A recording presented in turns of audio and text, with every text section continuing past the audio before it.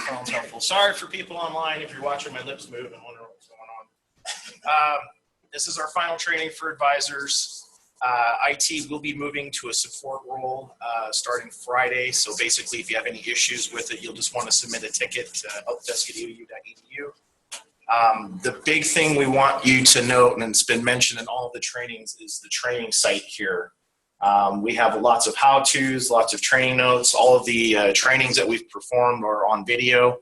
I apologize if they're all one big chunk based on the date, but we'll try to split those up into topics in the coming months as we have time. So, but again, go to the training site first and check to see if we answer your question there. And if not, like I said, shoot us an email at helpdesk and we'll get you fixed up there. So there's a few of us presenting today. First up is Marianne from the communications to discuss the communications that we didn't finish about a month ago.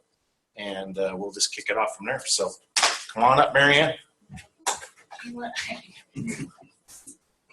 Did you want to talk to them about their signatures? After you. All right. Okay, so let's take a look here. Let's get my bearings here where we're at. Okay, so we talked about how to do emails in the system with either a pre-made template that will have merge fields that will come in. And then we also went over the idea of how to send an email that you would script, but it will not be branded when you send it. So those are the two ways. There's a third way that I'm going to show you today on if you are in your work email and are not logged in to Salesforce for whatever reason, and you know that you're working with a particular student, you can send it out of your personal email. And so I'm going to show you how to do that. It's actually really easy. Those people that I have shown before seem to be able to take this and kind of take off when they need to use this particular format. I don't recommend this as your first choice on how to do it. It's more about if you're in a pinch, do it this way. Otherwise, it's really best if you can go into Salesforce, send your email off of there, because then it attaches to the student with the student that you're working on that record, and it's all the Lego pieces come together, if you will. This way, there's a little bit more room for error if you don't quite get it right, but it also is a great tool to have if you are in that pinch and you need to send an email, but you want it to attach to the student record in Salesforce. So the first part that you're going to do is you're going to go into this part up here that's like the EOU presenter, but your name's up there. Go ahead and click on that. Click on Setup.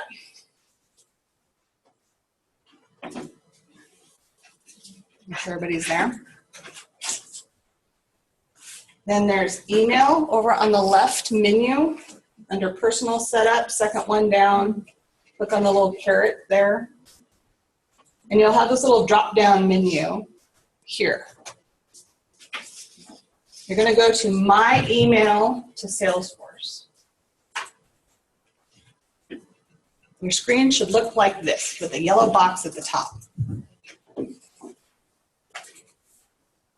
In here, there's some other things that as you become more advanced and more comfortable in the system, there's areas in here that you can customize your signature, et cetera, et cetera. Today, I'm just going to show you this little glimpse into a little bit this option that you can have.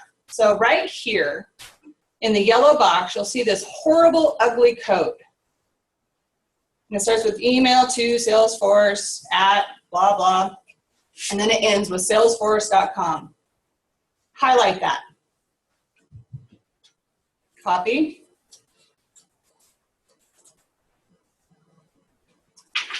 And if for whatever reason you're having troubles with that one, it's the same thing down here under My Email to Salesforce. Same code. It's the same thing.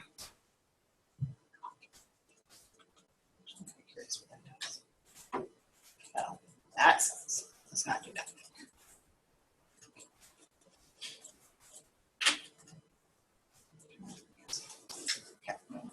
All right, then you're going to go into your email. So open up your work email. And I'll just kind of give you a little time. Let me know when you look up that I know you guys are ready for that.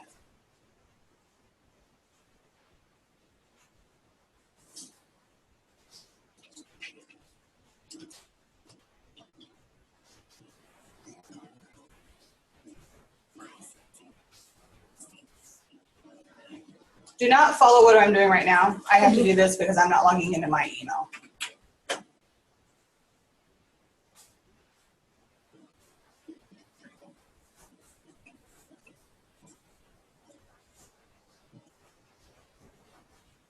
The screen is really screwy right now. This is what they see versus what you see. I want to think more of just how I have to scroll to see it all. All right.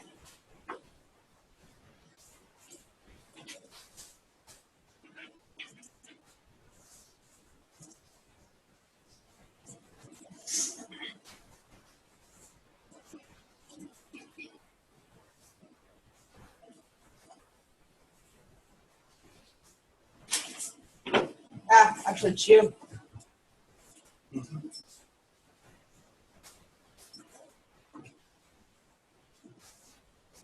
Just for kicks and giggles.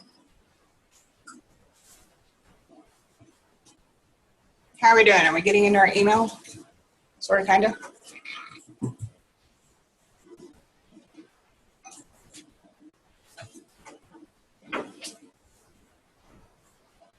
Okay. Go in and create a BCC in your email.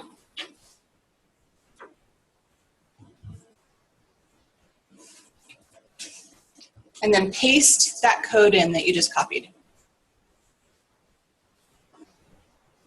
And then the two, mine by default because I went through a different doorway, but for you guys, you can put in, well, let's do mine. Let's go ahead and put the M site because that's my test record, so it'll populate in there.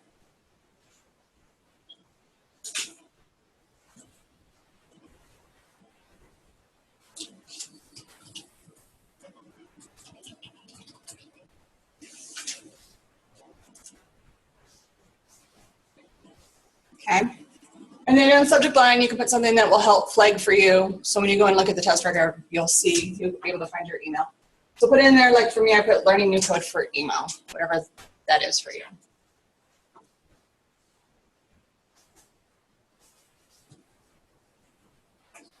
And then you can go ahead and send. Go back into TargetX, pull up my record. My phone's gonna go nuts now with all these emails coming in.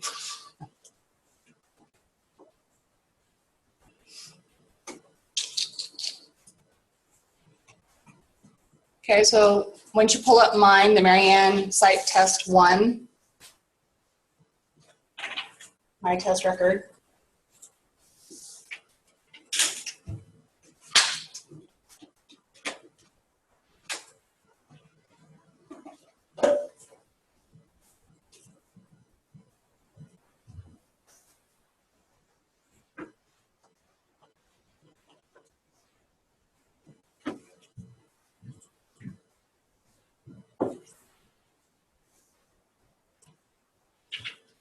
I don't know if we need to refresh. Here they come. So you'll see up on the screen, for those of you that can see it, under activity history shows your history of your emails, of your one-offs. And so you're starting to see now where I'm getting all of these emails for email code. And they'll just keep coming in.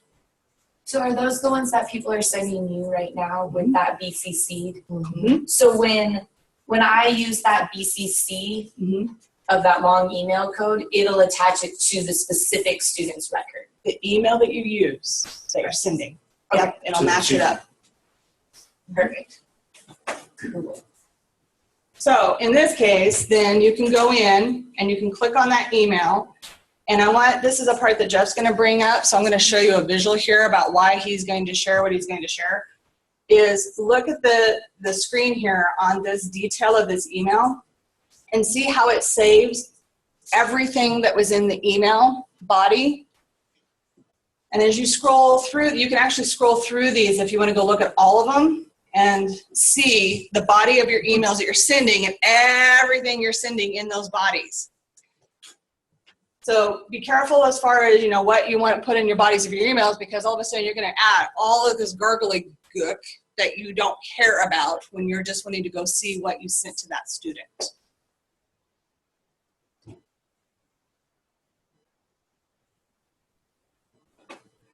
Any other questions? Save that code. It's nice to have on the side, but I would say your first choice should be to go, if you can log in, send it off to the student. Because Yeah, you can see. if you just email within Salesforce, then you just don't have to use code. That's right. It's just there. Yep. Excellent. Yep. You don't have to remember that stinking code. If you do want to use the code instead of copying and pasting it all the time, add that, what you would normally paste in the BCC, actually add that as a contact in your address book, as a name that you can just bring up. Yeah. But you can see where the room of error can occur. If you got the wrong email, you send it to the wrong student, you know, and the message was for student A and you put student B's email in there, then all of a sudden that record here is showing, this email is showing on the wrong student B as opposed to student A. So Can you get rid of that? You make a mistake. there are options to delete this, yes. But then that's the part where you have to follow through and make sure, oh crap, you know, and then go back and resend it. And so it's really best if you can send it in Salesforce. That's the first place. You know you're on that student record. You know that Marianne Site Test 1 needs to know that she's coming and register, then you're on that record and you can send it. And you know that everything, all the Legos are matching. All the red Legos go with the red Legos. Yep, here goes my phone. All right, so that's that little Hummer. This instructions are not posted to your training site yet, so I will make sure that that occurs by the end of the week, so you guys have this little piece of instructions. It's all of 2 pages with the print screens on where to go find it. Even myself, you know, I've been doing this since our implementation in 2014. I had to pull these up this morning. I was like, yeah, I know, it's kind of like up and set up and email, but you know, I don't do it enough. And so I have it here documented. So every time I need to go do it, I can just pull this and do it. I just know it exists. And then I go find the instructions when I really have to remember. For those of you that may use it more often, you'll probably memorize it. You'll know it better than me. Okay, let's shift to texting.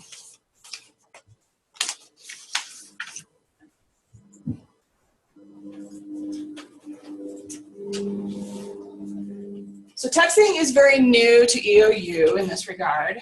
And so know that Tanis and Jeff and I are working through this and getting the little pieces together. And it's taking a little time to kind of learn as we go. But know that there are pieces that you can start using today. So the part that you can use today is you can share the phone number. So I'm going to give that to you guys. If you're ready for it. 541-790-0910.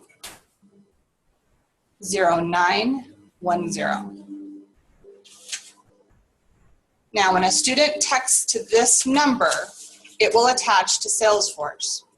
However, there's a part of this, and I'm going to say this, I don't know if Tanis has built this out, but I'm going to say this because it's going to occur at some point, is the student's 910 number, if they text from outside into this number, it will come in and just, if it doesn't recognize the record that's in the system, it just comes in and sits there. It sits like in, you know, it's a farm, and it sits over here in this barn, even though the rest of our students that we're working with are sitting in this barn. So what that means for you guys, as we learned about this, is make sure that the student attaches their 910 number in their text. They do not have to make it part of the message per se. They can put it at the bottom by their signature, at the top. It doesn't matter, but the system will look for that number in the body, and then it'll attach that message to their record. Am I safe to say that, Tanis? Sure, why not? Yeah, see, that's what I tell you. We're learning this and building it out. So there's a chance they can say, well, I did text you, but There is a chance. it's in the other barn. It's sitting in the other barn. It's just sitting there waiting to, you know, be put in the right stall. So somewhere in there, they need their student ID number. Yeah, attach that. That's the unique number. I think that's the safe way to go. Again, we're learning this, so this is where we're going to start. And we'll try the 910 number. If that's working and we can attach it to the record, yes.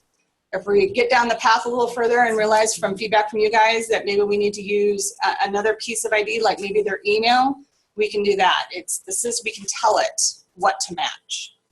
Does it matter if it's like hyphenated or spaces or anything? We don't even know that yet, do we? Yeah, but that, I would say run it together. Hyphenated or spaced, right? I would run it It's together all 'cause together. The format in the system is that way. So then if they're a trio student, their text is never gonna come to you because they're always gonna have a different primary text. I don't want We're, things we're getting basically non-users. Success in your Well, and if I'm they're okay having with it, I'm a just. conversation back and forth with us, they have to include their ID number in every text they send to us. If you start the text and they respond, it will be fine. Okay. But if they start the conversation, they need the 911 number in there. So To make the initial match. If they start it without the 911, then I respond. And does that just not record that first text, or are they not gonna get recorded because I? it's recorded. It's sitting in another barn on the farm. We just got to take that. Match to their file. Yeah, but how would you know? They You wouldn't texted know. you wouldn't know. It's probably gonna be Because hard it to would get go the to me. students to. I guess the hard thing about It that could. is if students start texting and it goes to a barn and they don't get a response, then it kills that line of communication and they're never gonna go back to it. Possibly. That's the part that we realize is an issue. And so when we were talking to some other universities, they have a person or someone that knows when those are coming in and gets notified so that they're not ignored. So it's just like, hey, who is this? Who's your advisor? And they can be. Potentially, yes. I say potentially because I don't know enough yet to give you absolutely this is how it works. You know, but just know that we're learning this and how it works. So one of us that is not a main advisor, it would go on their Salesforce, so technically if I check their Salesforce, in theory, if they responded, it would be there, right? In theory, if everything went right and they did the Yes. 911 number and all that. Yes. So even though it's Megan's student, I can look and go, they text me or Megan back. Yes. Do you really have the time to go in? No, I'm not gonna text them on the phone, I was just asking. Yeah, I was gonna say, because I'm just. I Love dad. My dad does too. I'm like, this is not a letter. You don't have to end it with love dad every time. Put your ID number in, Dad. So another thing to mention is 910 may not be absolutely necessary. It's a good precaution, but if their mobile number is already in the system, Right. it will find their match that way. Yeah. So that would be in It's just banner? it's a back. Yes. So if I update a number in Salesforce, Yes. that would match. Yep. So we just make them do that. Good point. Thanks, Dennis. So the 910 is, the primary reason for it being included is if we do not already have their cell number. Yeah. That matches that new number that has no name, no to that person. Which could be That's that nice. cell phone. And then the Salesforce record could be updated to include that cell number and included in banner, et cetera, et cetera. Is Salesforce updating it?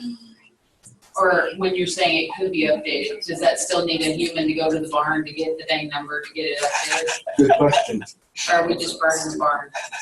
No, we need that barn.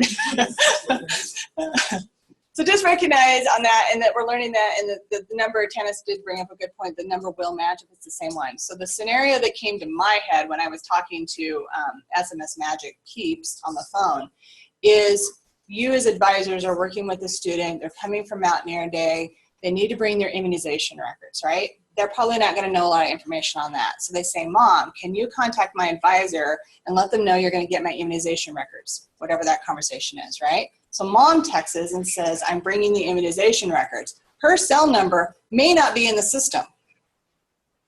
That has now just texted you to confirm what you have been having a dialogue with the student about. So it breaks that line of communication. So if they can just get that 910 number in there, then we can at least match that up and you can continue to serve the student the best we can. And in that example, we would not want the system to automatically change the cell number on the student's record because it's not the student's cell, it's the mother's cell. So if that mother put their 911 That's what I number. was saying. The students It know their wouldn't number. change the record. It would It just would attach add, it. That'd be it would good, add the right? text history, Perfect. not change the cell phone on the contact record of the student. If they put their name, no. I mean, they'll probably say, hi, I'm such and such mom, but they might not say their whole name. I'm just Well, if wondering. their daughter's name is Jennifer and we have 12 Jennifers, that would be concerning.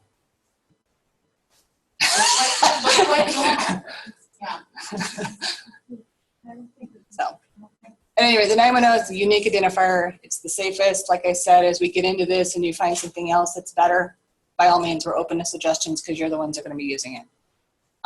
The other part is I'm working on getting that number woven into your communications. So we'll take a look at that. But anyway, refresher, this text number is 541-790-0910. And the takeaway from that is make sure the student attaches the 910 number if they start the conversation. How's that being used outside of the site? Like the text, is that where some things are going from communication? Stuff like that? There is going to be texting campaigns, but we're not voluntarily giving that number out for us. It's more about reminding them to sign up for Mountaineer Day, or maybe if they're an early admit, they're going to get a reminder about getting their final transcript in, that kind of stuff. So that's totally incoming. Yeah, we're sending it to Target them. Campaign, not current. Keep not going. current students. Well, okay, so here's my concern, quite honestly. I have a different texting number that I use with my students, and we've had, like in my communications with them about using this text number, I have promised them that agreeing to text with me means me, not the university. So I don't want them to suddenly start getting campaign text messages from the university and be like, hey, Kendra promised us that, by agreeing to text with her, it was only her. So if it's incoming new students who are agreeing to the texting, I'm all for that. But I don't want like my seniors who I just swore I would not give their number to somebody else. And that is correct. Perfect.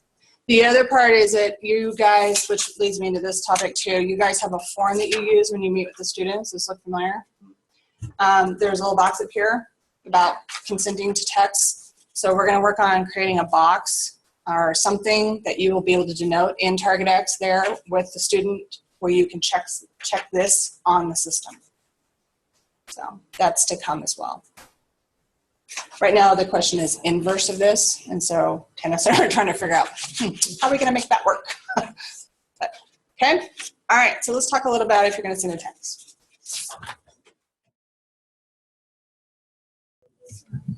Thank you, Mary Ann. So to avoid performance issues with you all, I'm going to switch to the training site. I'm going to go to training. I'm going to go to advisor training. And I'm going to scroll down here to email signatures. Now this is a two-part training. It's just kind of a quick review. Kind of portion of it is what Mary Ann kind of mentioned earlier. The emails that you send from Salesforce are copied into Salesforce. So for those of you that have the really long email signatures, it's going to copy all of that into it and use up a lot of disk space. So we are making the recommendation that you shorten your email signatures, and a lot of the registration pieces we leave to automated emails instead. So basically what I've done here is just kind of a how-to on how to change your email signature in case you don't know. But I'm recommending that you use your full name, your job title, and your location, especially if you're a regional advisor, your phone number, and your Book Me Now link. So this is an example of what mine looks like. And the link, of course, you can click on to access for your students. But this is all we recommend for your email signatures going forward. So anytime you send an email, it doesn't copy the page or so amount of text into Salesforce and use up a lot of your space. So the instructions on how to do that are here.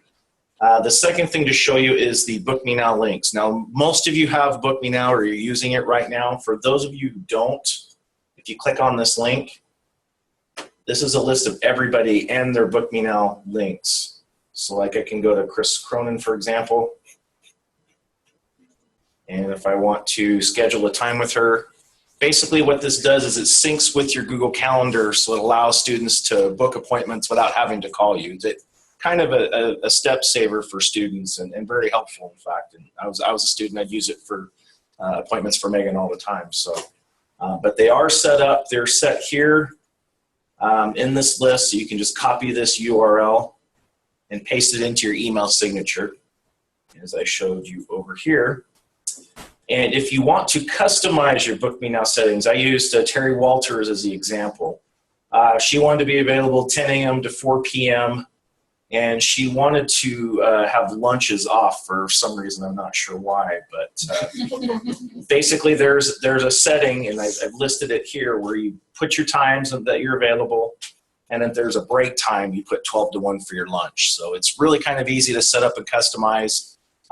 Again, it's centered off of your Google Calendar, so if you block the days that you're on vacation, it'll update automatically with your Book Me Now. So as long as you keep your Gmail calendar up to date, your Book Me Now links will also be up to date, so your students will be able to book appointments. So that's really all I have. It's really short and sweet. Does anybody have any questions on this section? Yes. How would we get ours added to that list as trio advisors? Who would we like? Shoot us an email at helpdesk and we'll get you added. Sorry, you guys came into the party late, so. We're used to it. Yeah. Any other questions? Any questions from anybody online? So I'm looking back to Tanis and Alex to see if they've got it resolved. If not, we will move on to another topic. So thank you, everybody. Yes. For our Twitter and Facebook accounts, on our signatures, are we gonna do those in the automated registration emails, or are those gonna be?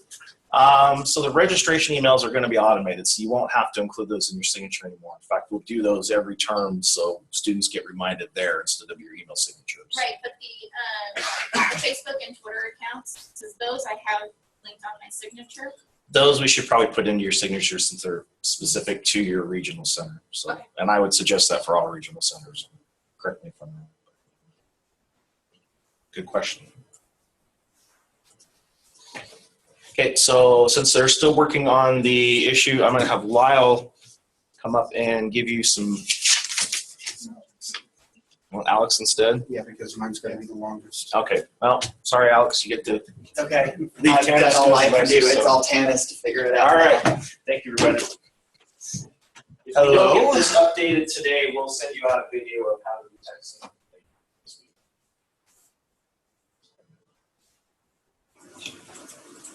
I'm gonna start off by referring us to the community site. I have recently added a new how-to. Referrals are now completely live. And I'm gonna show you how to send a referral to a department. The training is on the training site. And you can follow the step-by-step document on how to reach it. But the basics is you go to the contact you're wanting to refer. So I'm going to go to my test record.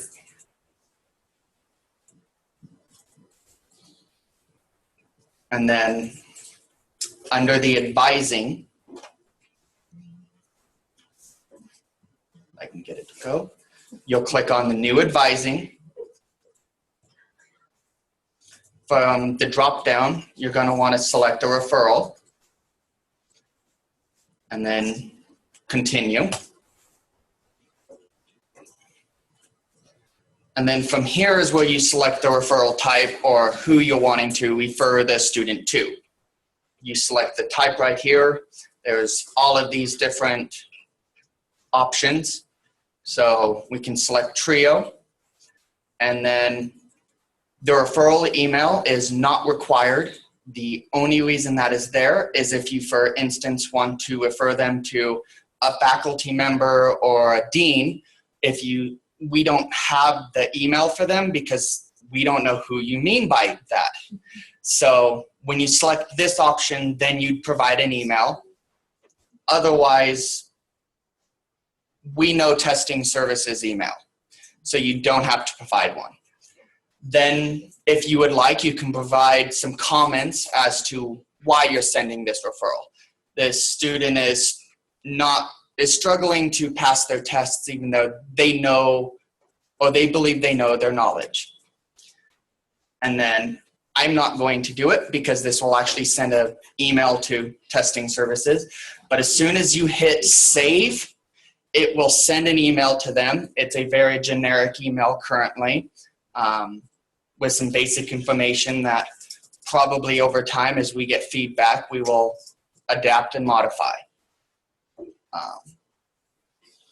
So the email just says they've been referred, or it says what you said in that subject box? I mean, The comment is not included in the email. they have to go into Salesforce to see it, or No. no one can see it? No one can see it except for Salesforce users. So that comment is more just for you.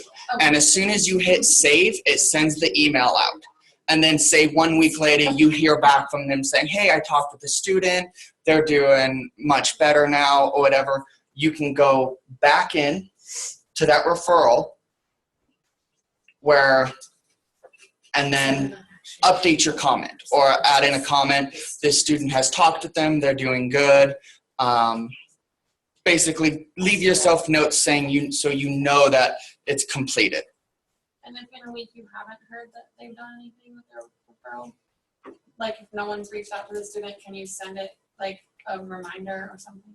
Or, yeah, because there's not necessarily a way, like, what if that person doesn't follow up and say, yes, I got your referral and I did something about it? They're not gonna know what to follow up on if they can't see the See the comments. comments. Well, that's, okay, so I thought I must have missed something. So we have the student record, I'm using Marianne, and then I chose the type as trio, that's a kind of referral I want from Marianne. But then if I send something, who gets it? The trio, So trio's gonna get So- what? That's the actually, template email. a question I had was. This student, you are referring student whoever to trio. But No, Right, this is but going the to email be that only- when you refer a student to Trio, it goes to who's Willis? Lindsay? That's our program. Okay, So just so that's where that refer one to us. goes because And I that's was. fine, because we know why you're referring them to us, but if I refer them to financial aid, Right, so that was actually a question I had written down exploring TargetX was, can we have a list of like each of these departments, who the email is specifically going to, so that when I refer a student to Trio and haven't heard back and wanna say, hey Naomi, did you get this referral? I know who it was originally sent to, can we just. Absolutely. Right where I have Can my we just get, cursor, after you send it, it says someone else because I didn't actually send it to the actual group, but it will be there. We can also include that list of email on the training site, absolutely. That would be awesome. So then what does that person get? They get just a sentence? Right now, they This get a student. A very generic email saying this Okay. student has been referred to you by this person, whoever sent it out. Are can you those say, people? please tell that person when you Please. see something about it Please, Yes. in that Yeah. email? Yeah, Otherwise, that can we're go not out to gonna the know what, template. okay, we're not. yeah. And then we might not do it, I'll let So, otherwise it's just, yeah, it would be great if you could reach out. Just like you Yeah. guys said. Yeah. So if you get a referral from not actually, yeah, because I was trying to Because text we it can send it to to you, you. Real. and I just Send put it the to file comments too. in there and said, Exactly. hey Naomi, this is just a test, you know the comments. But apparently you don't get to read my comments. Well, So she- Adam Wag is she not doesn't. actually. They don't have He might make a good Another reason. Well, I sent it yesterday, so you Okay. can see if you get any. So let's back up a little bit. There's a list that was generated on the basis of feedback from you guys collectively in regards to who you wanted referrals for. That list was generated and then there was emails that were attached. So Jeff and I reached out to people on campus and said, if you get a referral from somebody on campus, not necessarily advising because this is a bigger picture. You guys are starting, but it could be somebody from athletics that's sending something. It could be whatever that is.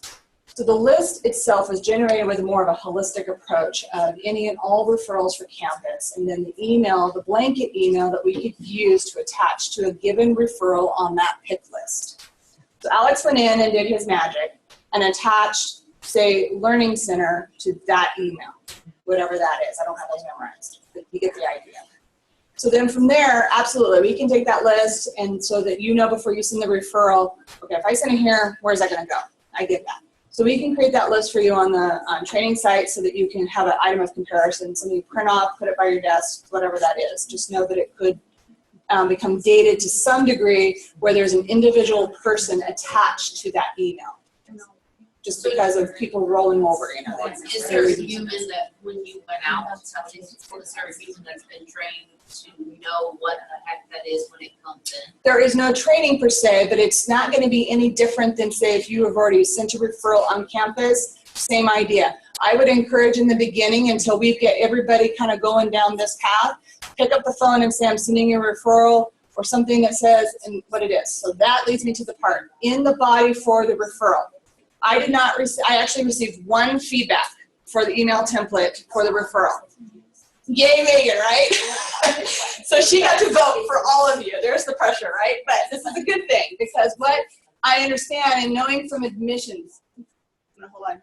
Megan, is there something, or not Megan, is there something I can answer for you? I want to make She sure. was just asking basically what you were just explaining. Okay. What part are you, and I'll explain it, because I'm sure that there are other people that are not getting it the first time through too. So like if I resend a referral financially, the person who gets it, how do they get it? So It's going to go, that one I do have memorized, is the FAO general email. So whoever's monitoring that box and delegating that out is going to be the person. And at this point, it's just gonna be super generic, like, Yes. you So- got Yep. a referral for so-and-so. Let me get to that.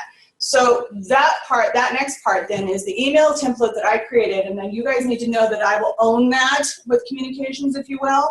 So as we learn the system and as we learn how this referral system works for you guys, what I did was I created a generic email template that attaches, and it has a handful of merge fields coming off of that contact. So what that means to you, in general terms, is you go into Marianne Site Test Record, you send a referral, it's going to pull the merge fields that I've inserted into that email template off of me as a student, okay? So that has to do with first name, last name, 910 number, phone number to get a hold of the student, email to get a hold of the student. Is there anything else? I think. Name, ID, email, There and you go. phone. This information there. right here. So that's the part that's going to pull into that generic, and it's going to say in the body, this is a referral for this student. They need to come see you. I'm paraphrasing. That's essentially what it says.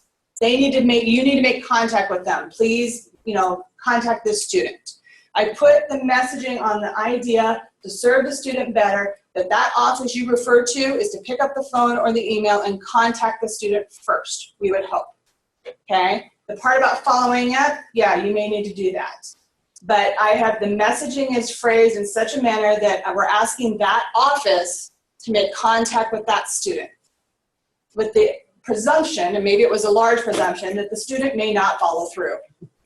So I'm trying to help you guys with the messaging. So, thank you, Maggie, for chiming in on whatever that email says. Can we see, Gotcha. where would we go? Are you gonna? That's what I was hoping we could do. Unfortunately, you guys don't have the email tab where I do where I work in my universe. So, but what I'd like to do is let's go ahead and send a referral to someone that's here in the room. Like, Kathleen would care, right? We could send one to the. Do we have one for the learning center? I'll delete it. Just Or because you're actually logged into my email, you'll be able to open it up and ship. Well, yeah. This is where we can cheat a little. we're gonna cheat all over. So we're going to do a new referral, and we're going to do the faculty or associate dean option, which allows me to enter an email. Any email. Yeah. That's right. Be a dean for a few minutes. Okay. Normally I have an autofill, so. Okay. Understand comments do not go in to the email. Yeah. That's for you. Oh, that's Okay. good. It is a comment. It's Or not an like, email. this is body. why I made this referral. Yes. Yes. This is the part, we're using the barn analogy since we're working for us today. The barn analogy, this is a different stall in the same barn. Okay, the comments is sitting in this stall with this horse or whatever, and then the But it's- email they're never is in missing. the stall right next to it. You guys, you're gonna remember this, right? Because you're gonna go, oh my God, this is the barn, right? So, and there it is. So now you can see, take a look, it's got a little header at the top. It says internal referral, so it's nice and excuse the pun, black and white, but actually blue and white. And you've got the student name, and then where you see the Kiger test, Alex Lot test thing, okay, that's the merge fields that I put in there. Banner ID, same thing, XXX, that's their ID. Email, student phone, that's all that's coming off of his record in the system. Alex as a student, this is his information. Then the message is, this is an internal referral system to assist Alex, and I put the merge fields in again, it's the student's name. Who's needing to connect with departments or services at EOU, they do have contact information provided for your convenience to contact him for assistance. Please contact Alex as soon as you can. Please contact me if you have questions below. And then down below is the part where we need to fix that part, is the merge fields for your name. And then we had to work a little magic, but what we ended up doing for you guys is create a signature box in the system. That signature box, which actually is working there. That's you. It pulls in who sent the email. It's So- not gonna include their full signatures, because not everybody will have. No, but the signature box off of their contact. You can't reach that. That merge field. I'm rolling up all the information that's being included in that info. Okay, I'm gonna Right pause now. on that and I'll follow up with Tanis because, all right. So what that means is, because that'll affect all of their communications. Is down below then, your information will come in at the bottom of who sent this. So, Tressa Seidel, blah, blah, blah, and the contact information. So, there are maybe like 3 or 4 offices that only need to know, hey, I need you to contact them. Most offices need a significant amount of information, at least for me, Correct. they need to know what the heck. I mean, just a simple email that I send to any advisor is that you have a provisional admit, which won't be on there, which means I'm going, I guess, what is the benefit to me of using that referral system? And I'm not saying there isn't one, compared to just sending an email and me saying, I mean, I have my own system that says I just referred that to Kendra. Correct. So what I would say to that is, one, this is a blanket way to go to have it documented on the record in a snap, okay? So that will get you going as far as getting the referrals sent. For the generic stuff of you having a hold on your account with student accounts, you need to go see them, you're sending a referral so that they fill out the student accounts. Okay, that's gonna fit, not a lot of explanation going on there, right? But in the case of you where you have specifics that you need to address, I would recommend you still do this because you'll have a record of a referral on the contact and then follow up with a more detailed email. And that could be something as easy as what you've typed in your comments about that referral, copy paste into an email. You can do your BCC if you want to with the code attached to the record, fire that off. Okay. And we can also look on if you're needing this information every single time for this specific referral. There's nothing remotely generic about anything I send out, So to be perfectly honest. yeah. Is there just, I mean, you said shoot for the stars, so. Absolutely. Is there any way to merge the comments we make into that referral? Is there any way that, you know, like I can make comments that say, hey, faculty member, I'm referring this student because they said that they're struggling to pass the test in your class and they want to make contact with you but are nervous to do so. Can you reach out to them? Put that in the comments. It gets merged into that email. Because I worry that if I do this to a faculty member, they're going to be like, what is this all about? And then they're going to call me or email me or something, and we're going to have that conversation anyway, and I'm going to think I should have just walked down the hall and talked to them. Well, it's just doubling the amount of work because you're sending an email and you're also having to come in here. And we all love more Potentially. emails. So, and this is the part where you're gonna have to try and figure this out because we are creating the wheel. Right. In that regard. I would still lean towards the using the referral system so you have that marked against the record, so that you have that in that particular stall in that barn. I'm gonna leave Alex to talk about what you were just referring I to. believe would be possible. I would be hesitant to use that exact comment field, but we can probably create a new one that's email content or Yes. something of That that is sort that we awesome. should be able to merge into there and have it as a message as part of the email. That would be awesome. I That feel way like you I have would the buy into this internal piece a lot that more. only you guys see for a comment, Yes. but you still can add additional information into the email. I like that. So We'll try. the comment that's here right now, where is it tagged on the student's record then? It goes right back to your referral advising object. Okay. So right there's the comments he sent it without it. Yeah. So when you go back, you can see the referrals. I've sent 2 of them. Gotcha. Okay. I was just making sure the system worked, so I didn't add any comment, Sure. but I could have already had a comment. That's why that comment is important. Otherwise, it's a blank referral. Right. Why did you make the referral? I don't know. I didn't put a comment. That's why we wouldn't want to use the same field for Right. internal comment versus external. Well, and that's nice if there's the 2 separate boxes because you have your email comment and then you can say, oh, this person emailed me back and said they followed up, so I can make in the comment, instructor followed up or whatever. Absolutely. I think from like a retention standpoint, I totally get the doubling up on the work because we have a third system we have to track for the beds. But I'm wondering if like on a higher level there could be like, for example, if we get referrals, I would like to have a list of, okay, Kendra referred this student, they got in. This person got referred, like I should be accountable for all the referrals I'm getting and be able to tell somebody I followed up with 6 out of, you know what I mean? So I think, because a lot of these departments don't use Salesforce, but I'm wondering if for retention's sake, we could start tracking how many of our referrals fall into the black hole and don't get any responses, because if there's a consistent black hole, then that's a problem for retention.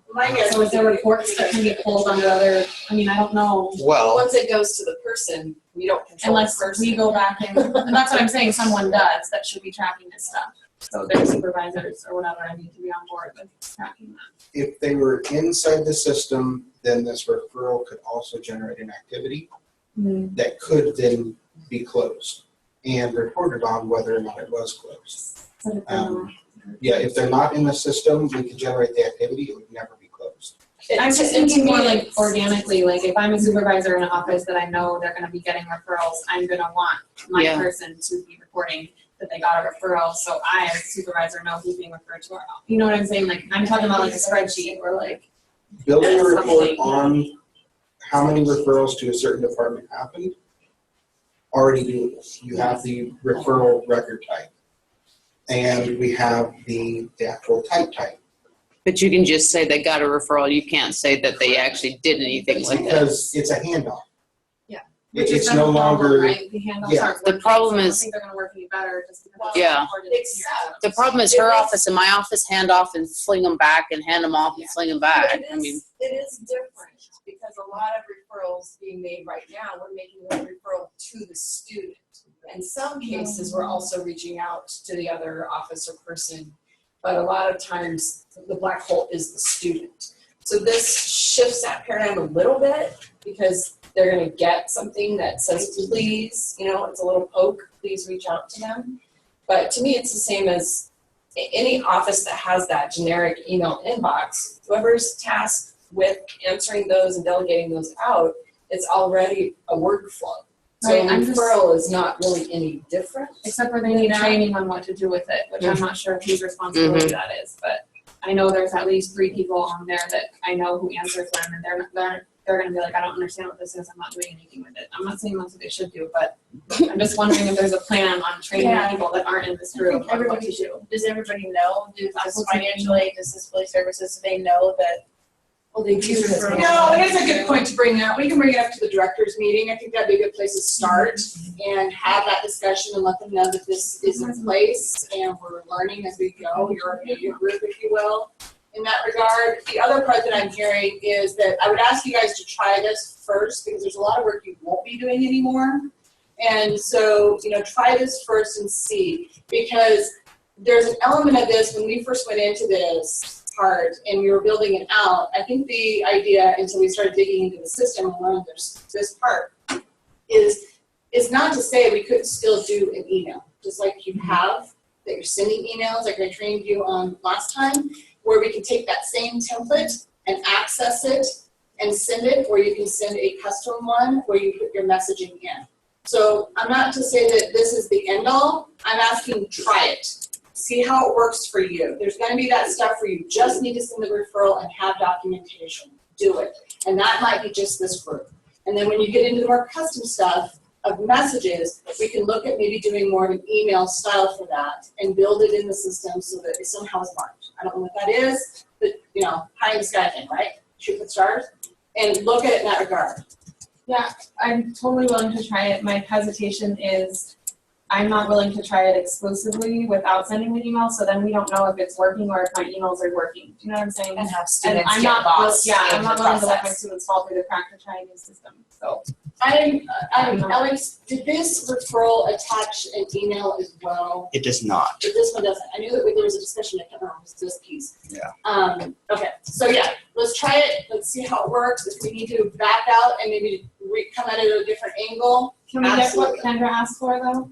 Or can we do that before? Yeah, we'll The work other on that thing and is, in the wording of this referral to all of the departments, can it say, please respond to me and let me know if, after you've made contact with the student? I know, like, everyone's not gonna always read that email, but at least that prompting of like, financial aid, I wanna know that you touched them and they figured out their problem, or you couldn't get in touch with them, so I need to hassle them. Which can include modifying the referral of the result Right. to add a result. So if you actually get the feedback from the person, I can say you can go to the I like- referral and say result. I like that. Okay. I like that. And that is very easy. And then I still have my list of unresolved things, so I can say, okay, I never heard back from financial aid on so-and-so, so then I can pick up the phone and say, hey, did you get that referral? Oh, you solved it? Okay, good. So is that gonna be like, because I'm not going to remember that I referred Sally, that was her name, Sally was a student, but it'll go into like a separate area where it says unresolved, right? So right here, it'll go into this list until I go back and resolve it, right? Because if Under it's not that gonna, resolve if it's tab. not gonna show me a reminder of who I sent referrals, Okay. who I didn't follow up with, Because that's actually I might be able to then I'm not create gonna, that. I don't know on two that one. students, I'm not we gonna might be remember. able to. That is not New territory for us. So we'll have to build the connection between the objects. It might be possible. We'll absolutely try. Because honestly, I don't But we don't remember know once I if sent it'll that work email. yet. That Well, sounds good. and we can have a very simple report that's a dashboard that's just unresolved referrals that you sent. And if we can't do an activity like that, it'd be a dashboard list that these are the referrals I have sent out that I haven't heard back or marked as resolved. Okay. There's multiple ways to attempt it. I like that Finding which little, one's the best. like, at a glance type of thing, so that it's not like, oh, how many of these referrals did I send out? Yeah. And then once I know, like, if I get the feeling that, like, okay, Trio's really good at quickly responding to referrals, so I don't have to watch it quite as closely when I send a referral to them, but this other department is consistently not And is there a following way, up. so she can go in there because she has Salesforce and She go, can okay, say it's resolved. I resolved it. It doesn't have to be me. I like that. No, she could absolutely do that too. A referral is a referral. It's an advising record. If you have access to the object, it's not locked to you because you created it. It's an advising object. Anybody, Do I have to be on the student? No, not at all. you only have to have the permissions to the object, See what's happening. which everybody in this training should. Yeah. So could I go in and comment before I resolve it? Yeah. I would highly recommend that. I'd highly recommend saying, Like before it's. I closed this because I talked with the student, did this, and put your initials or your name so they know if they went in later, oh, okay, you closed it. So if there was a process where like, yes, I reached out to the student, I'll let you know when I hear back from them, would like Megan get a notification that that comment's been changed, or should I also email her? Okay. So can you since the two of us are gonna do more, well, the three of us will be doing more than anybody else on that, can you show us how to resolve it? We don't have that yet. It's not So me. once it's created, can you like Yes. have a meeting with me and those Yes. two, unless they don't want it, but I want it. I need to know you're resolving it. In the interest of time, I'm gonna cut the conversation off because we're getting into places we haven't even built yet. So, I think Valid it's good point. because it's making us get back better. to where we're going with that. Alex, will you please refresh the texting and just see if it's even there? It's not? What we'll do is we'll send a video out later this week with those instructions, so you have it. I get to hang out with IS. We did something. Ooh, look at that. I know. Oh. Try 2 at a time. You don't want to waste time. You got reports. And we're really unsure why it's not allowing Okay. it at all. It can't be like. Okay, so we're gonna hand it off to the next. The one last thing I have to say is on the success team members, we have cleaned up about 500 banner records and done a lot of cleanup. The primary success team member assignments should be extremely accurate. They are still slightly off because of legacy banner assignments. We will be doing an update over the next month or so that should correct all the legacy assignments. However, if you are in there and you see a student who was incorrectly assigned to you, please let us know. Send us an email at helpdesk or Infosys stating this student, give us their 910 and why they are incorrectly assigned to you. Either it's like they have this major, I don't advise this major. That way we know they are assigned incorrectly and can correct the assignment. So if it's assigned correctly in banner and incorrectly in so. Correct. A lot of the legacy ones are incorrect, but we will hopefully be doing an update that'll correct all legacy records. Any current students that started out in banner, so they already are students now and already have assignments now. So don't know when that update will be happening yet. But they are extremely accurate. So if you do see a student that's incorrectly assigned, please let us know so we can correct that assignment. And now I'm going to hand it off to Lyle. And I get the bigger, harder topic.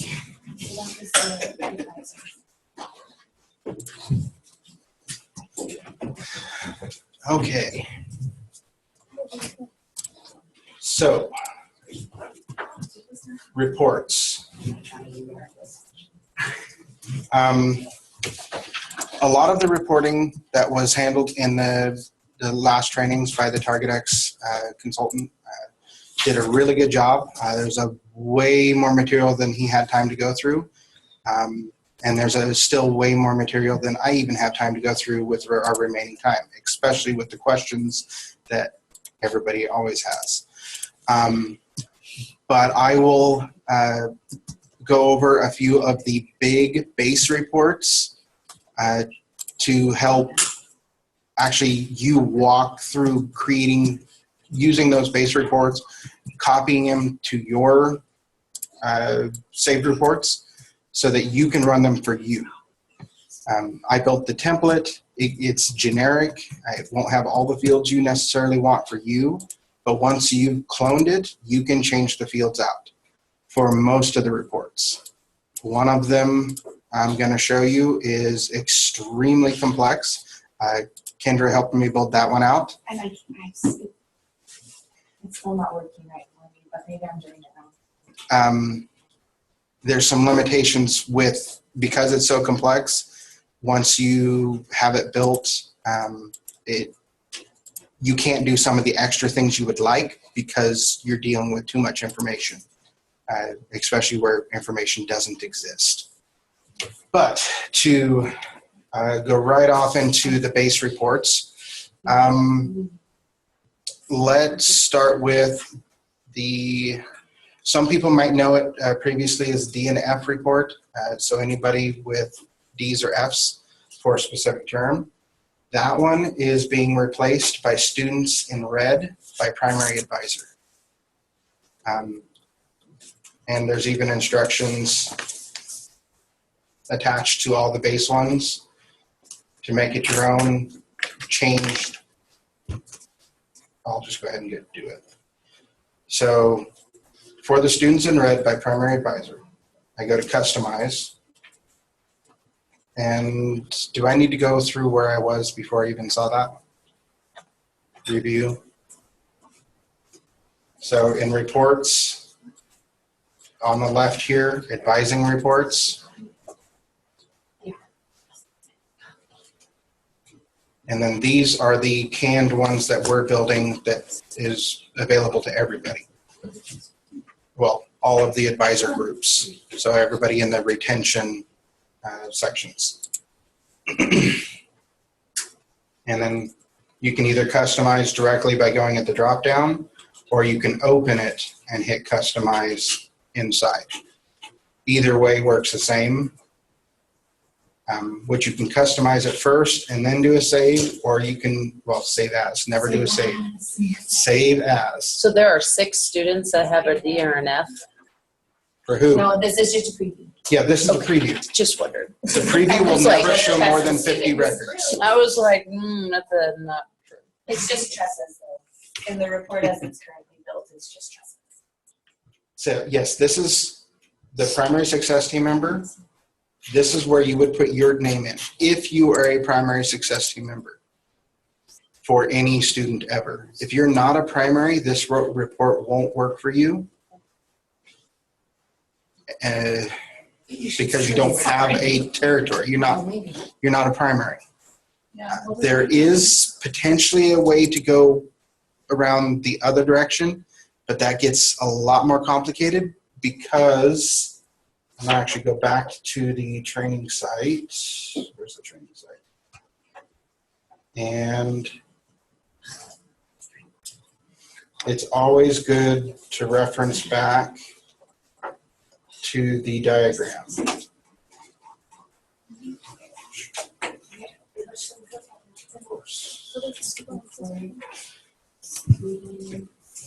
How the data is stored will make your reports potentially much more complex if you try to tie too many objects together at one time. Think of it by going down a freeway and you take an exit. That exit takes you to a certain town. Well, you can't connect 2 different towns at the same time.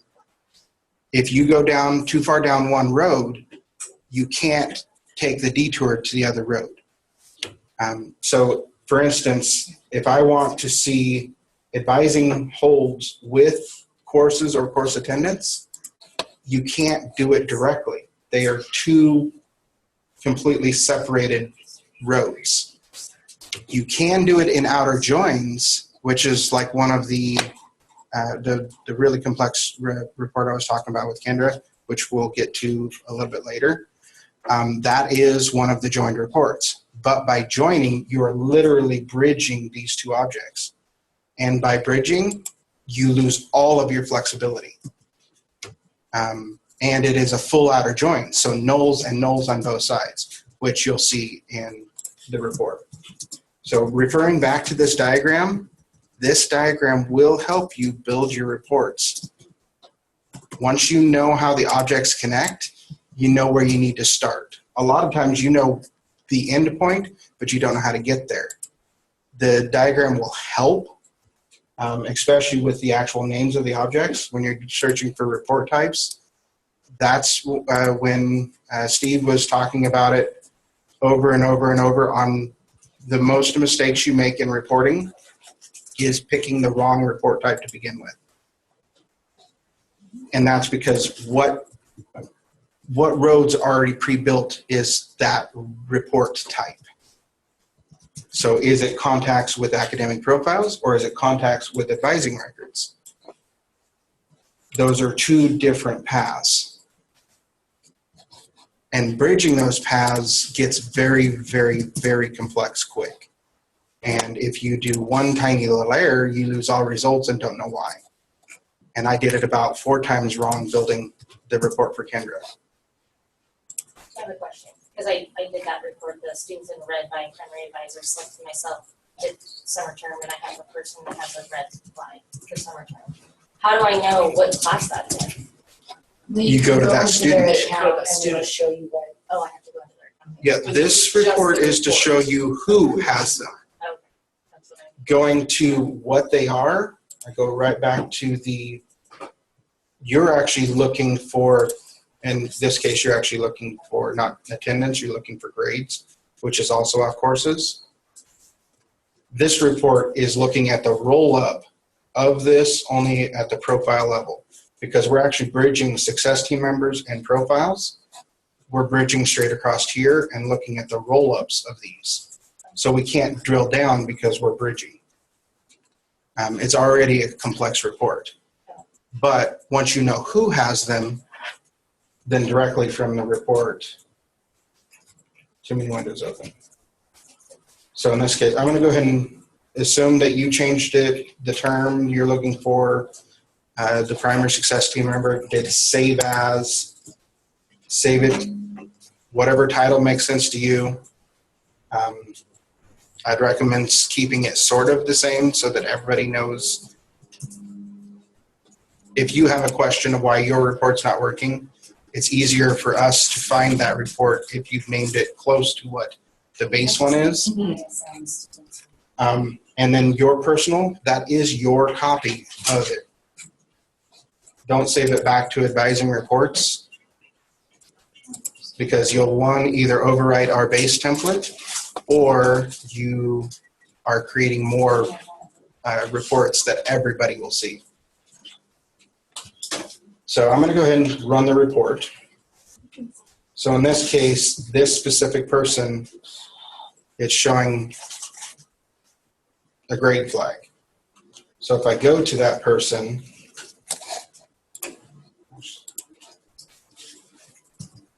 Click on their name, right? yes. However, I already want to modify this. I don't want to go to their name. I want to go to their profile. So I'm going to customize and add the profile ID to the end and rerun it. I typed it in, so I just did a partial search and profile ID. Just the regular profile. Yes. Under Active. Not from the contact, from the profile itself, because they have multiple records. The one from the contact is their effective one, which may not be the term you're actually looking at. And then if we drag that into. Drag it. I scrolled over and put it at the end. You can really drop it anywhere for your version, wherever it makes sense to you. Oops, cancel.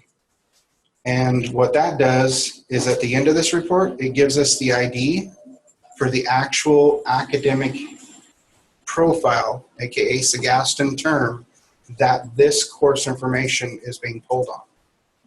So if I open that, I don't have to go to the student and then drill down to the right term. I go directly to the term and can see the grades. But it doesn't let me, so when I run the report then, like that's not a link I can click on in the report, should it be? Oh wait. If you added the correct ID, it should be underlined, which turns it into a link. Once you So I must have done the wrong one. Yes, once you run. So if I save the report, how do I? Yeah, mine isn't doing it either now. It'll let me choose the name, but it won't let me choose the academic profile. That's the contact. Oh. Customize.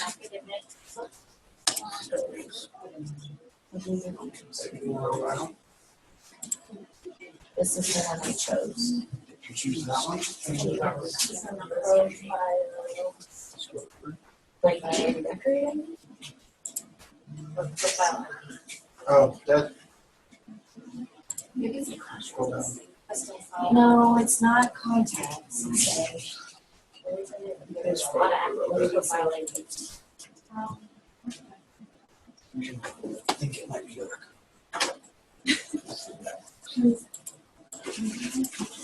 Yeah, that's it, the T number. Like Academic profile, colon, academic profile record ID.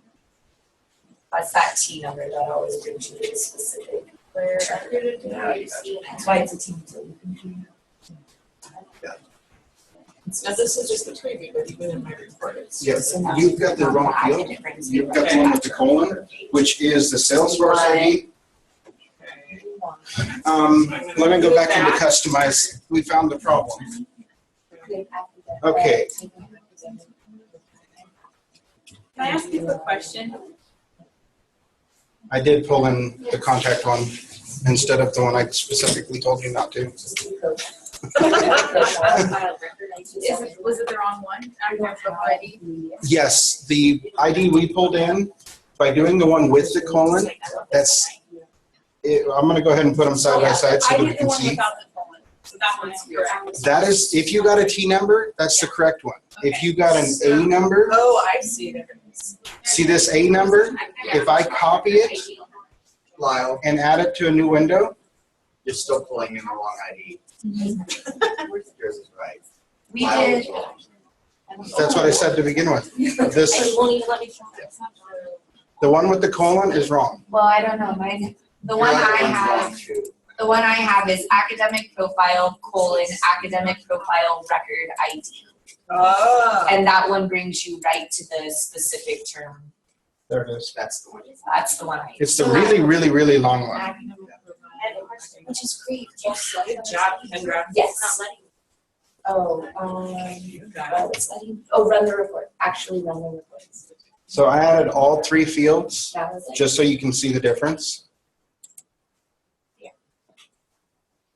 All 3 will work. The one from the contact, you notice it actually does a different ID. That's because this one is their effective term. Okay, that's Which what I was is- gonna ask you about, okay. This is now, the effective term is their future one. We're actually looking for spring, so their last one, that's why the contact ID, the academic profile from the contact, that's why that one isn't what we're looking for. We're not looking for their effective Sagaston record. We're looking for their 2016-03 Sagaston record. And that's why I went ahead and left all 3 IDs so that you could see the difference. This ID and this ID are the same. So the correct one that Kendra helped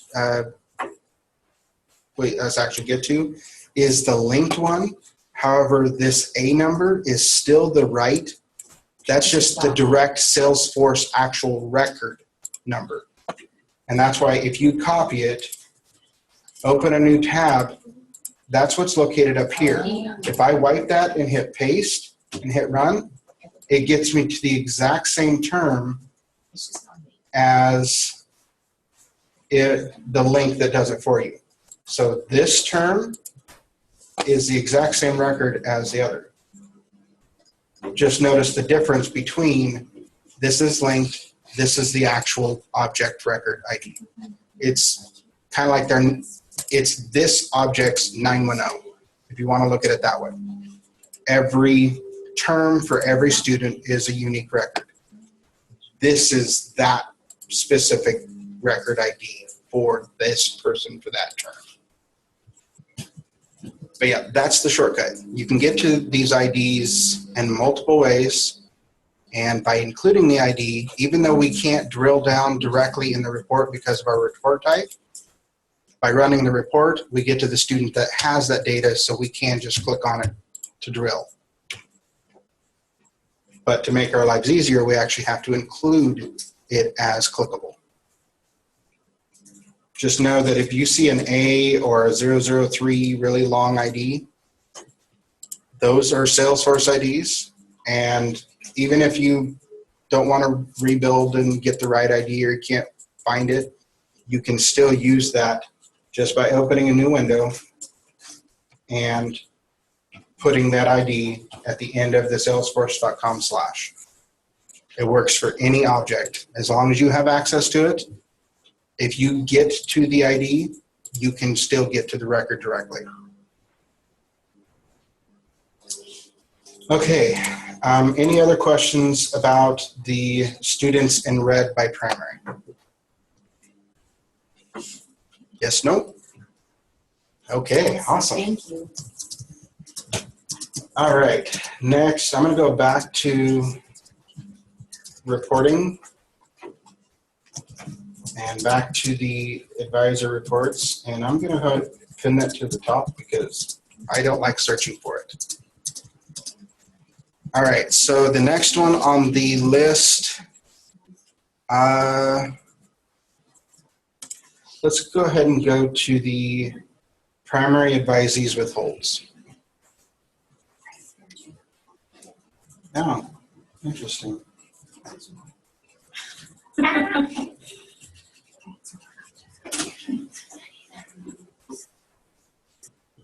Oh, I know why.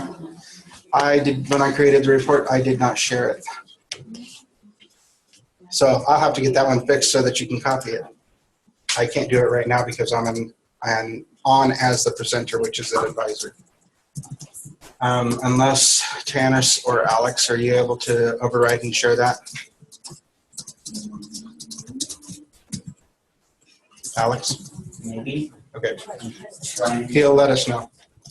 I'm going to go ahead and move on to the more complex report. So if I go back to reports, the really, really, really complex one, this is the full outer join, if we use database jargon, current registration and future registration. This is complex because it's, let me zoom out a little.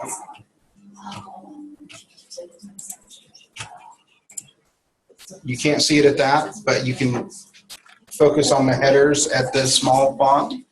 Which one are you in, Lyle? This is the current registration, future reg question mark. This is literally 2 reports joined. It happens to be the same report joined twice for different terms. And that's what makes it complex.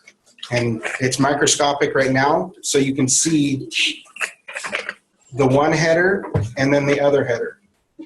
That's the primary point at the microscopic is the headers. Now I'm going to zoom back in at normal size so that people can actually see. So just like with the other, customize, change to your primary, and update terms as you want different terms. But the biggest point here, I need to zoom out a tiny bit, I can't see. Okay, across, because it is the same report twice, I can change the fields a little bit, but because they may or may not exist in both, you need to include the same data twice from both reports, which is why you'll see I've included the name and banner ID in both sides. And here, the first record is an example why. This student was registered for spring. They had 14 credits. They have no registration for fall. They have no profile record even for fall. And that's why nothing shows up. And this is one of the reasons why this is so complex, is because data may or may not exist in one or both sides. The next student also registered for 14, but is registered for spring with 16. So that's 2 of the possible conditions. Registered last fall or last spring, not registered for fall. Registered for last spring, registered for fall. Now we have the new condition for new students. They had no prior registration, but they have new registration. And that are these cases. So this student is registered for 15 credits, had no prior registration, well, no spring registration. We're looking specifically at spring. What was the name of this? This is your current, Registration. Current registration, future registration. this is the big ugly one, which shows 3 different, it is, because it's a joint report, it literally is 2 reports joined, but it also is 3 separate reports combined in one. And because of the nature of joined reports, I can't limit it more directly in the report. I would have to export it to look for only one of those 3 conditions. So registered for last fall, not registered for this, or registered for last spring, not registered for fall, registered for both, or only registered for fall. Those are 3 separate reports all showing in this one report. And because of joined reports, I can't eliminate, well, I'll show you why I can't. Instead of just saying you can't, I'll show you why I can't. Yeah, because I'm having. So if I go and customize this and say, If I'm in the same report. say I want to add, so credits, I want only the people that are enrolled with greater than or equal to 12 credits. You think that's a valid query. But by doing that, I'm throwing away all of the data where that's not true. So now if I run this, all of the people that previously had registration showing on this side now no longer do. So it makes them look like they have no registration. That's not actually true. I'm throwing away that side of the report where it's not true. So I have a question. When I was looking at this report yesterday and we were going back and forth trying to figure this out, okay, so looking at, let me run this really quick.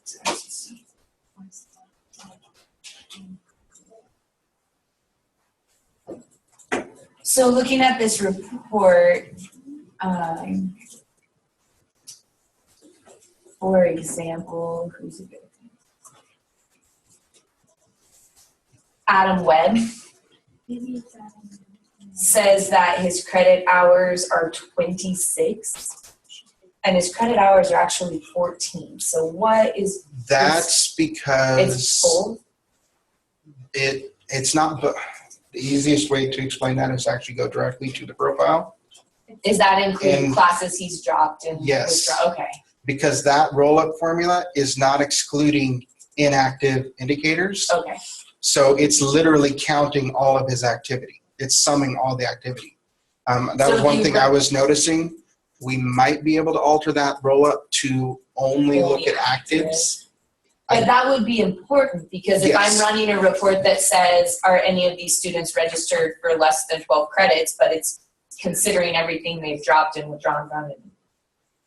And it says Adam has 26 credits when really, if Adam was only taking 9 credits, so he wasn't full-time?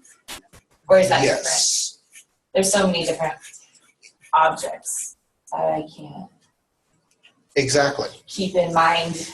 And that's which one where I'm actually looking at. what you're asking Did I do makes that? a lot of difference. Right.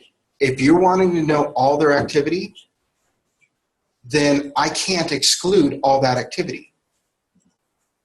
But if you actually only want to know what they're actively registered for, then we really have to ask that question. Right. And this report is using roll-ups. The roll-ups can't ask that question. And so this report itself is not going to be a good report for a term specifics registration. Okay. It's a joined report across multiple terms. Now, for that report, it really would be better to go to a single term so that you could drill down to the courses and say, don't look at the inactive ones, don't look at the drops, don't look at the cancels, only look at actual registered ones, and then give me the sum. So knowing what you want to ask makes a huge, huge difference. Sometimes you don't really know what you want to ask until you get it and dig. And this report, I did it wrong at least 3 times, especially with the weird oddities. I broke the report because I did the wrong condition. So, Even the one that Stephen stated about contains versus equals, I did that error. Right. So I lost everything on my right side. I was pulling no registration whatsoever from Paul because I was looking at equals 2017-01, not contains 2017. Looking at this report and back to Adam, Adam is registered for both spring and fall, Yes. but he's showing up on my report, which Yes. defeats the purpose of this report in my mind, because that's exactly what I want not showing up on this report. I do not want to know if they're registered for fall You're and looking spring. at, you're trying to find one of the 3 possible cases. So how do I narrow it down to that? To I don't only want get to 3 that possible one, cases. you'll now have to export this Okay, into Excel and then eliminate the rows where both are greater than 0. That's why this one's so complex. We lose some of the flexibility because it's actually 3 reports in one. and there's no way to. We tried. The moment I tried, all of those became nulls, not they had registration. That's the unfortunate side of looking at outer joins.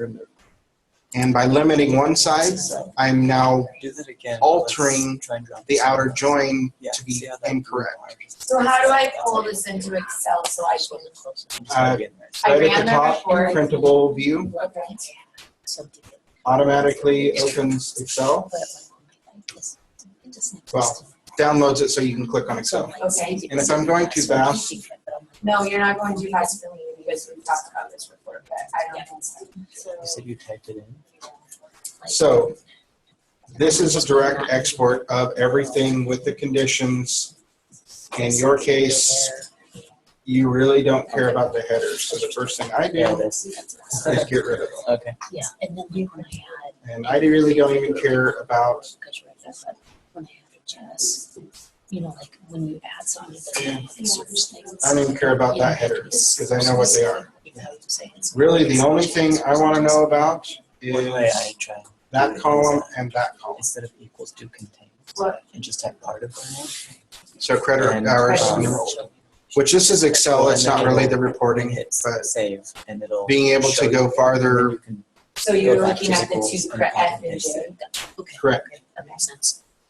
Because it's. And there's many, many, many different ways this could be done. But the easiest one for me is to add a new column and use logic to use an if statement. If this is greater than 0 and that's greater than 0, then give me a result I want. And then I can filter by only that result. Okay, so can you show me So, how to do that? If Formulas, are you? that, I forgot equals. So if this is greater than 0 Here. equals if. Equals A, and and then you click on. If this is greater than 0 and the other one equals 0, that's what I want. So if F is greater than 0, how do I? come on, keyboard, then 5. true, How do you know this? otherwise false. Oh, but I want it for all of them. Yeah, Okay, so if F 27 maybe, because that's the first student.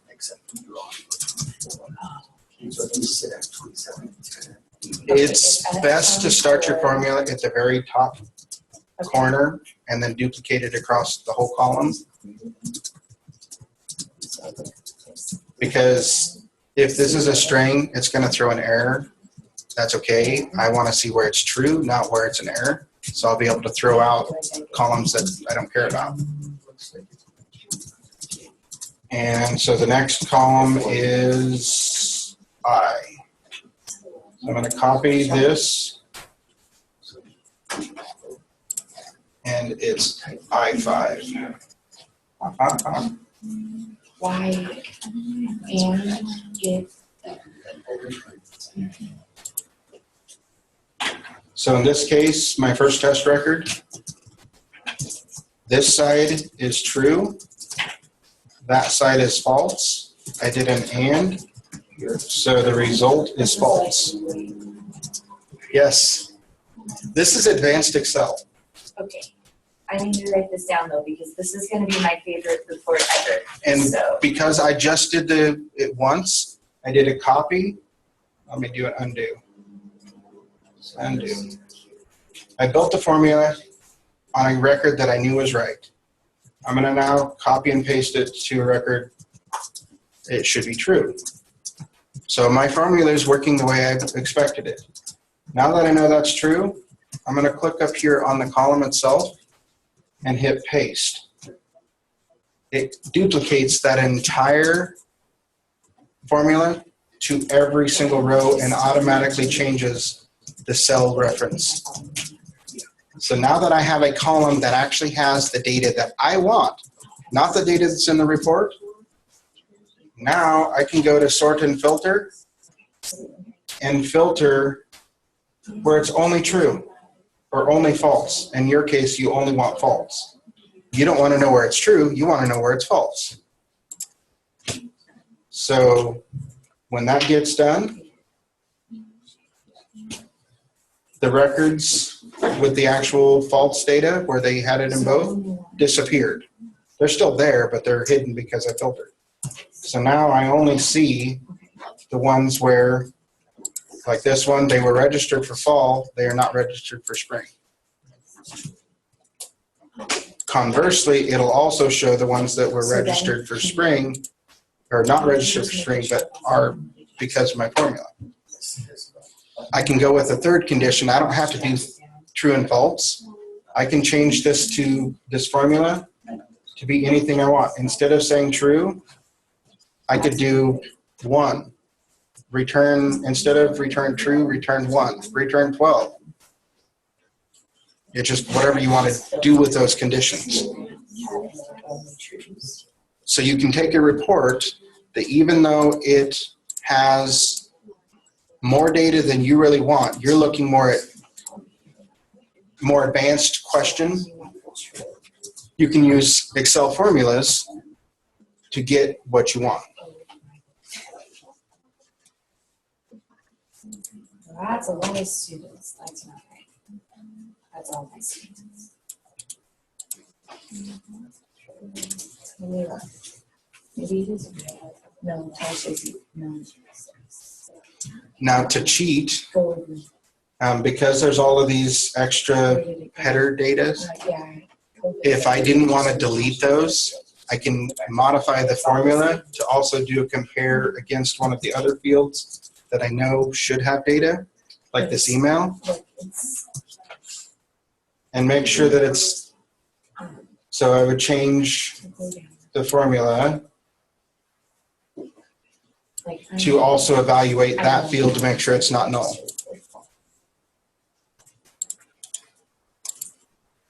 So if I wanted to do another and. Are you gonna like paste this in? I can, but it's going to change. It's more of knowing how to do it. Yeah. The cells are always going to change. Your report, the columns. Like cells, so I can know if I just put the I had Excel, but it was a long time ago. The shortcut is this little F of X button. This can't be. It's gotta be. Because I've already got an and, it went straight to the end. But if I go to a blank cell and do F of X, all of the functions are here. And in this case, we're worrying about logic. This is the report that would be the most important. So you want some if or and? Both. Because the first thing you want, that's why we started it at the one. So this is a formula all by itself. If that cell that you're looking at is greater than 0, then return true, otherwise false. That's one check. I also have the second formula. If the other field is greater than 0, true, otherwise false. That's why she. So now I have two conditions, and I want to know where they're false. So that's why I and it together. So they both must.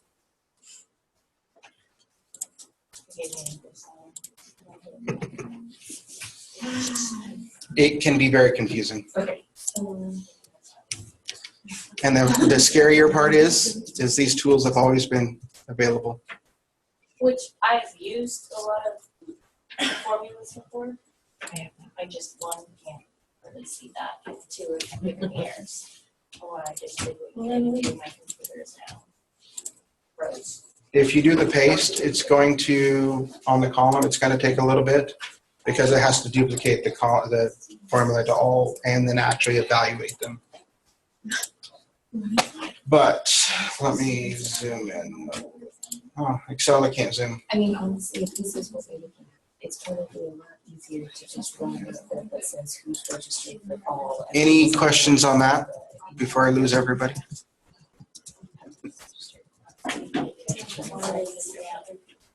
I understand your frustration. Oh, no, I'm not frustrated with you guys. It just seems like there should be a way to do this. No, I appreciate how much time Lyle has put in. No, it doesn't look simple. Well, It just- not this one. The idea seems simple, trying to get it into a report Yeah. is extremely complex. I just, honestly, I don't think that, like, we just did that whole formula and it still didn't give us, like, we did that whole thing you just did and it still said true for every single one of my students, even students that I know are registered. Did you do the logic? He did it. So We did this.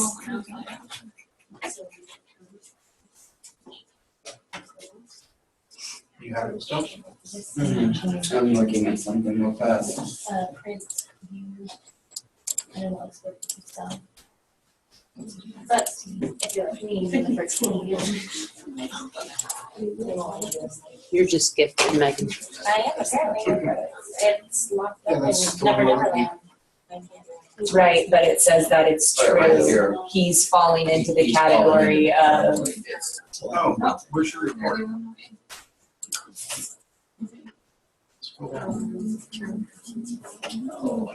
Yeah, that's, remove that condition. Cancel, remove it altogether. You're throwing away.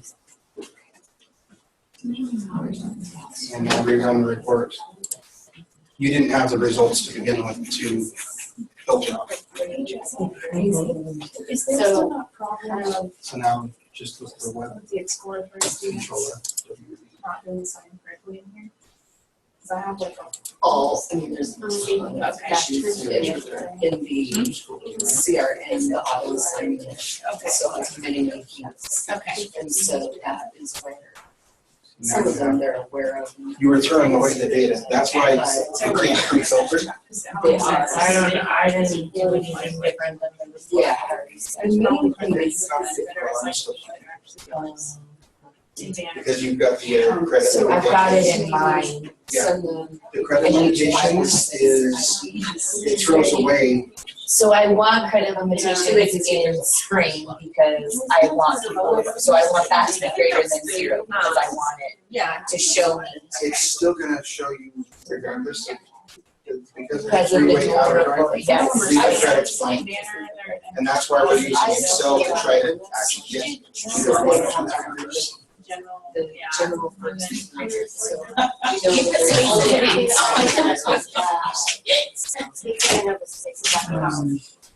Where?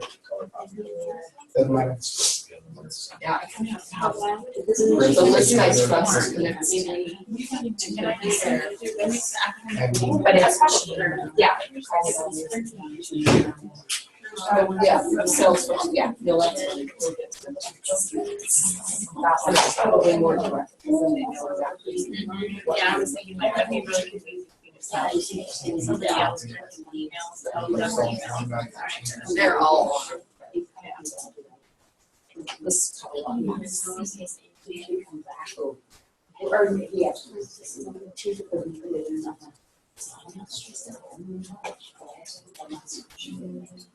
And he was amazing.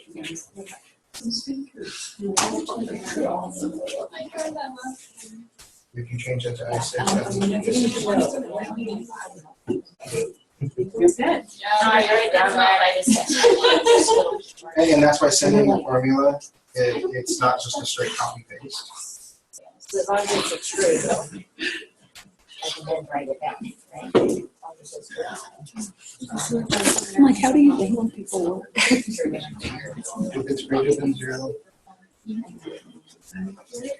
I don't know. scroll to the right. How would I look to know if it was there? Global supply chain Yeah, management for They have both. Well, wouldn't they have sent me something? Or copy. Okay. Oh, and it's so Okay, bad. so now I still have. Yeah, it's a good time, but maybe me getting a notification if someone got something might not show up. So now, Yeah, I don't like this. which I of the keep three them. are you I actually like wanting? them, but, well, and I only use 2. Are you wanting the ones that?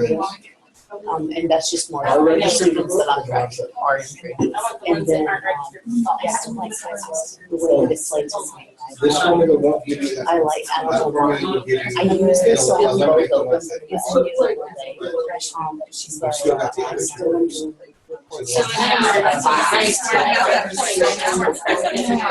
Yeah, and you fix that. Right, this is good enough, but I can look at things And I keep it. But Sometimes I don't get this one. I don't want it.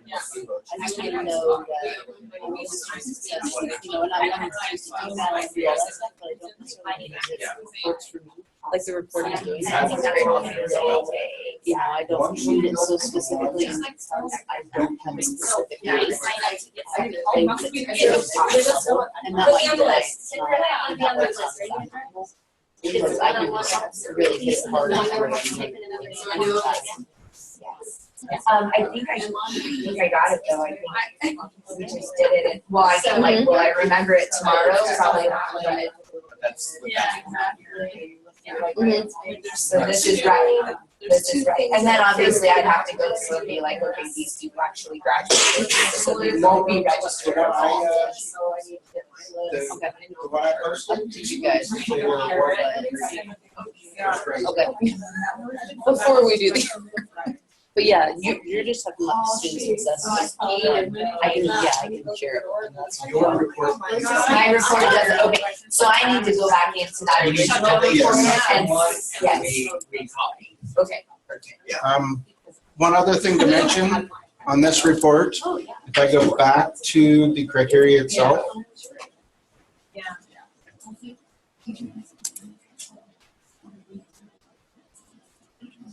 No, this one doesn't have, well, I'll go ahead and add it. So we don't care about the people that have graduated. So I can exclude those people. Well, if they've graduated, you don't want them to register for fall. They're done. So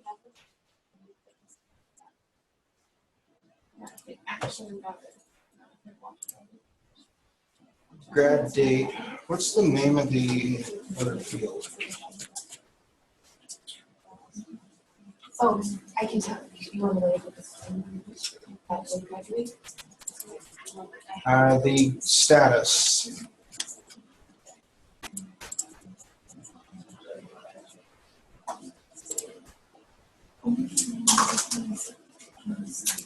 Status.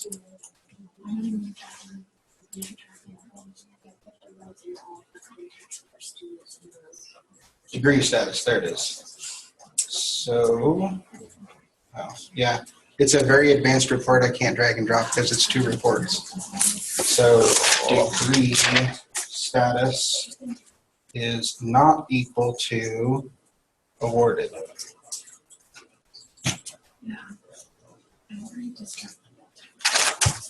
So if they were awarded a degree in spring, I don't want them.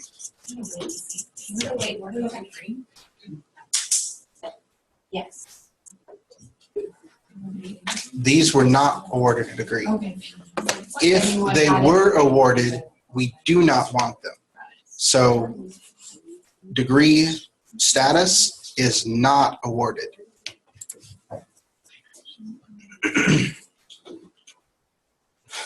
So, Okay, so now if I go in, open this report and save it as my own. I need to save the changes. Oh, okay. There you go. Reload. Okay.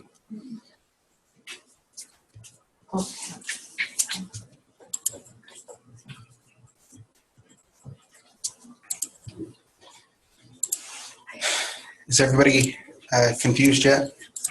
Can you Oh go my back gosh, to that that would be one? so great. Which one? So you went to customize Customize. and then added in the spring, right? Yeah, in the spring, Okay.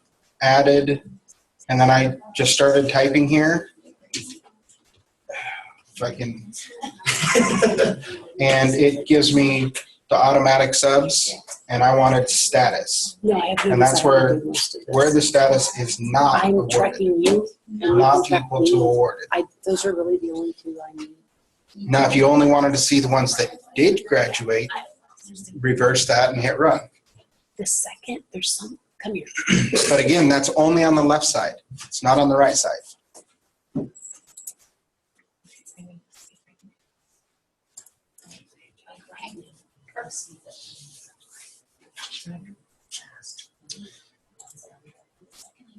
Questions, or do we go to the next report?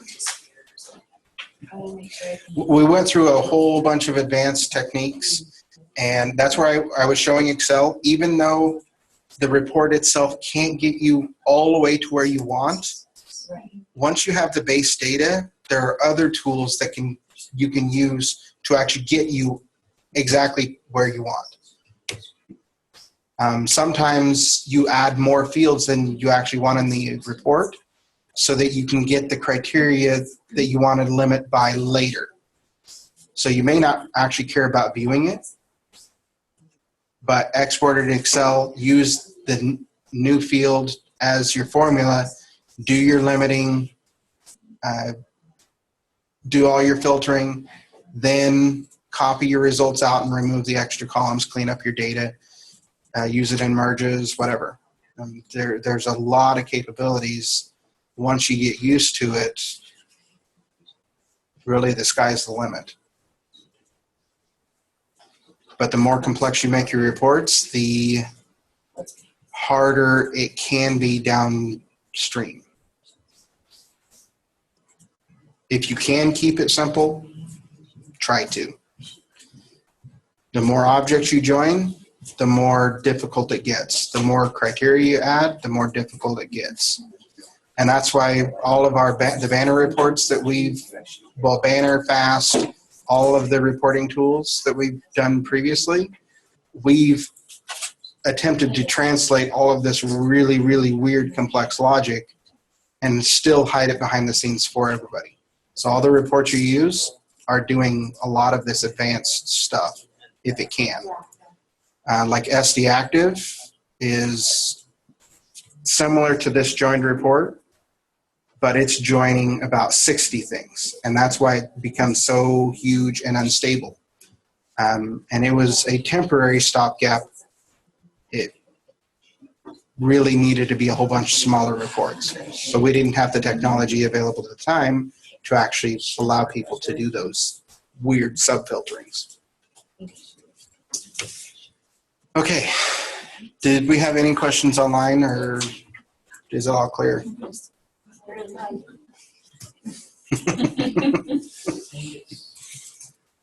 Okay, so the last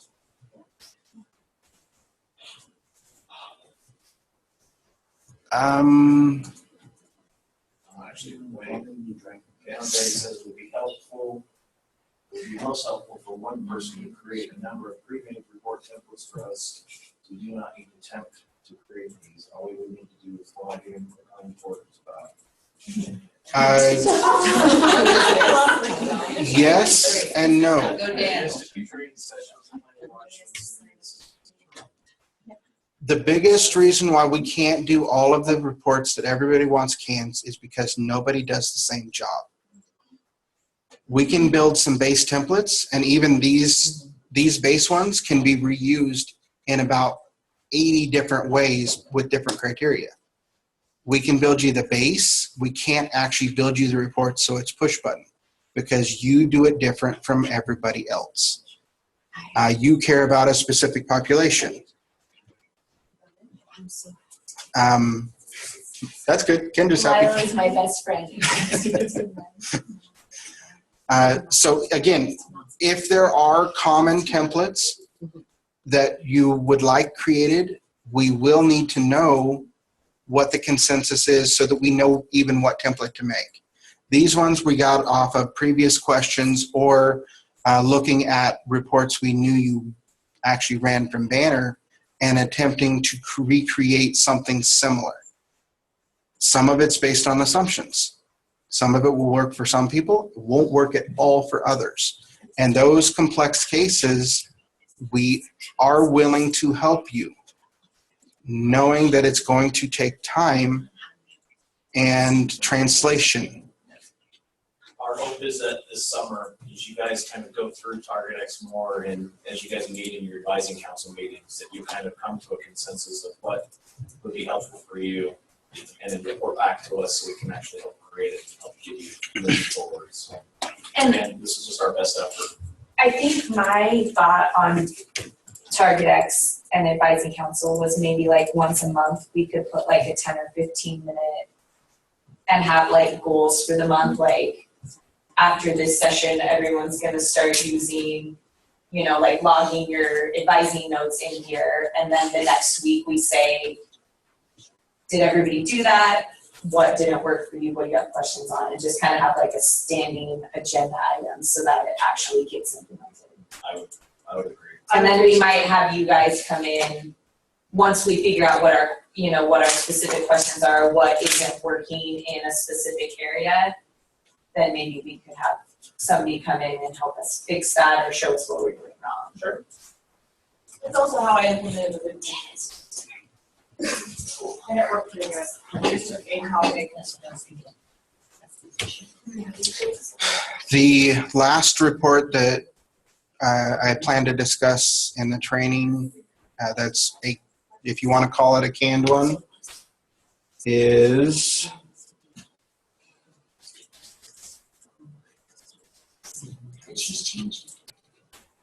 where's it? Primary advisees with holds. I'm going to refer right back to the diagram. The primary is listed on the contact. The holds is on advising. So these are the two objects I'm bridging in this specific report type. If you're wanting extra data, you may or may not be able to get to it from that template or from this report.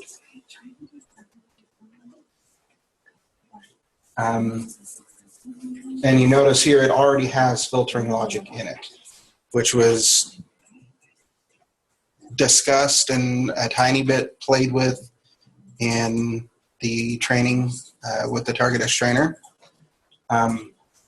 This is where the difference between and or makes a huge difference.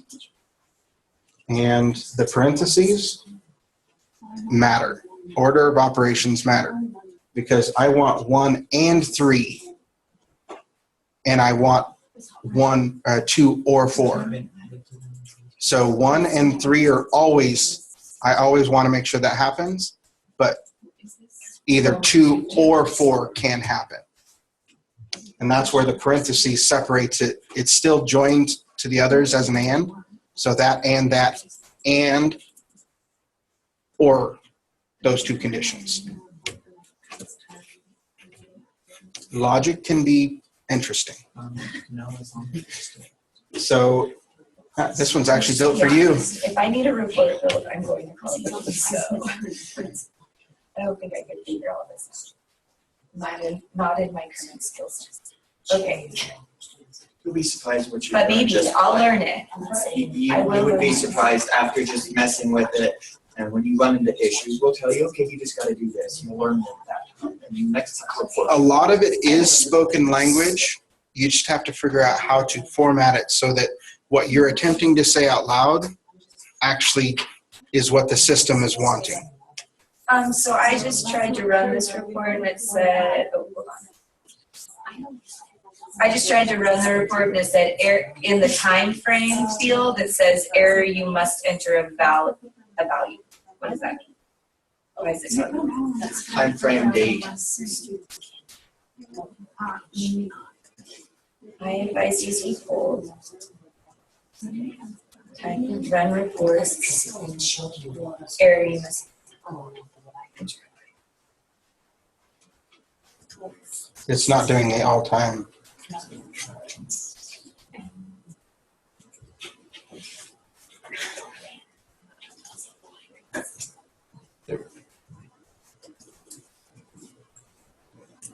Change it to create a date instead of the other. They're probably all null. Oh. Okay. So It's showing me. what this report,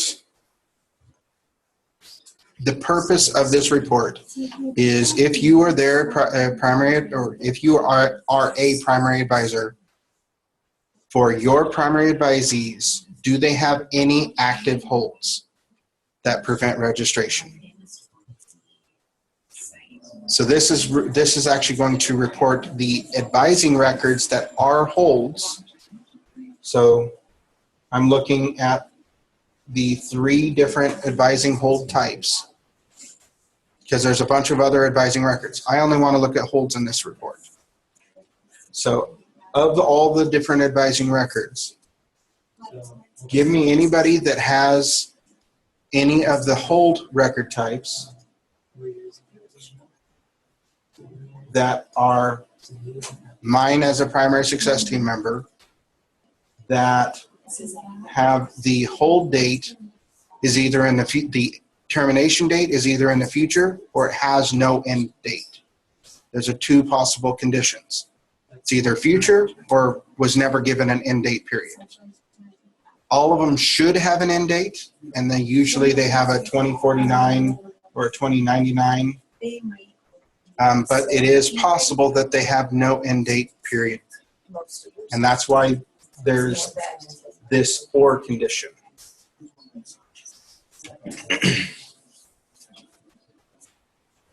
So of all of these advisees, these are their active holds. And this does update daily. So every morning, the holds should be updated for previous day's activity. So once you've cleared a hold with, you have an advising hold, you contact whoever to end that hold. The very next morning, you should be able to confirm that the hold was cleared.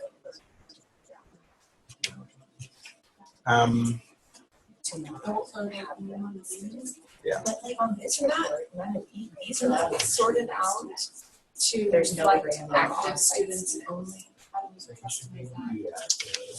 Yes, is that not already? No, but just. Oh, that is on the contact, so yes, I can. Very good question about can we limit this to only active students with active holds?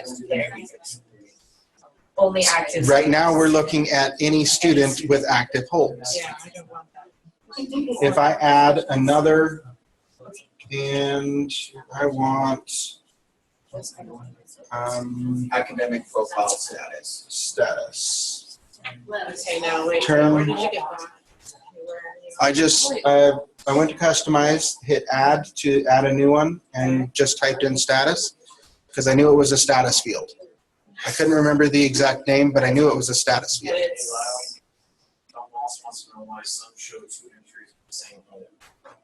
Because they have more than one hold listed in Banner. And if it's like a student accounts hold, you see it as one description. Well, advising holds should be listed separate. The student accounts, other department holds should only list one. On Dawn, I think your report's the same as mine. So like Dawn Sigerman, but it shows. I mean, you can see under the advising record ID that it's. This one has 2 different types of holds. Yeah, which means they would need to be referred to two different departments. And that's why it lists the two different types. But if they're exact duplicates, that might be data issues. Yeah, I They're, have a they're couple exact that are duplicates, exact. But not- except for the start date. They've got Some of mine Dawn are Okay. they're two different holds. They are two different holds in Banner, but if they're not advising holds, They have a different. are they advising holds?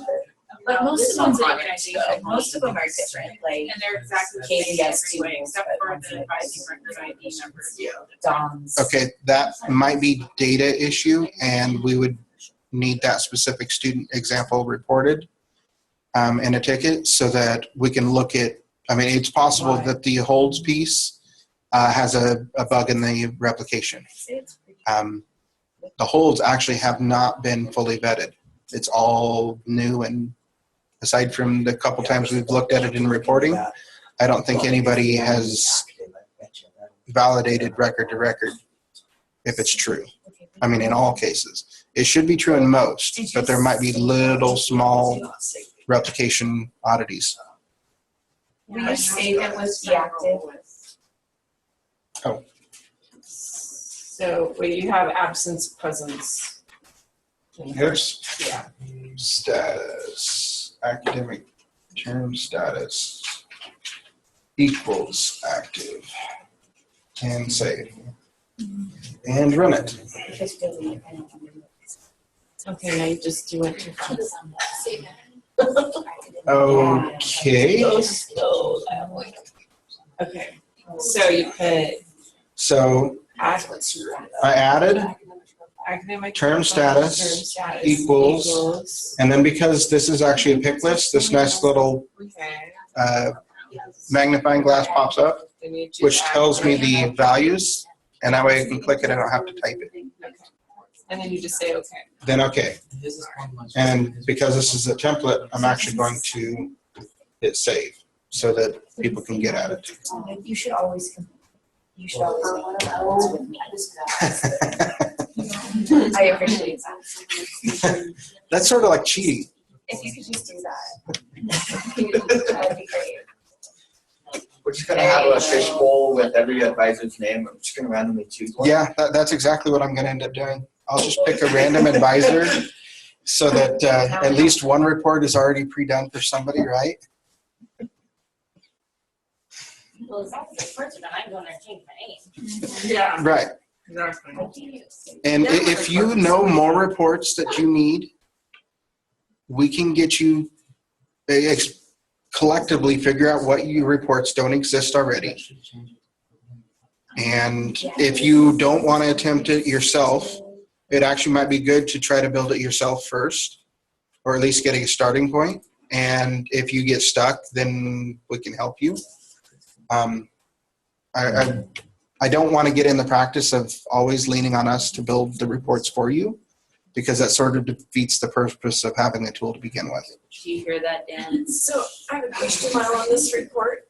When I run the report, I cannot figure out what in the world it is sorting on.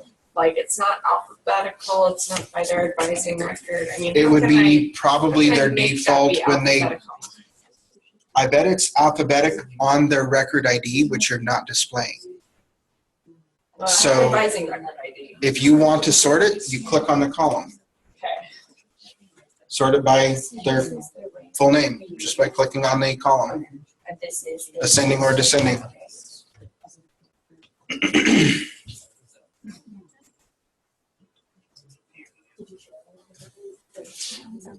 Questions?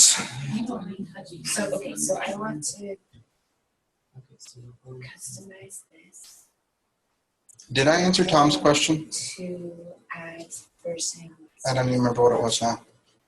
It was the duplication of the same. Oh, yeah.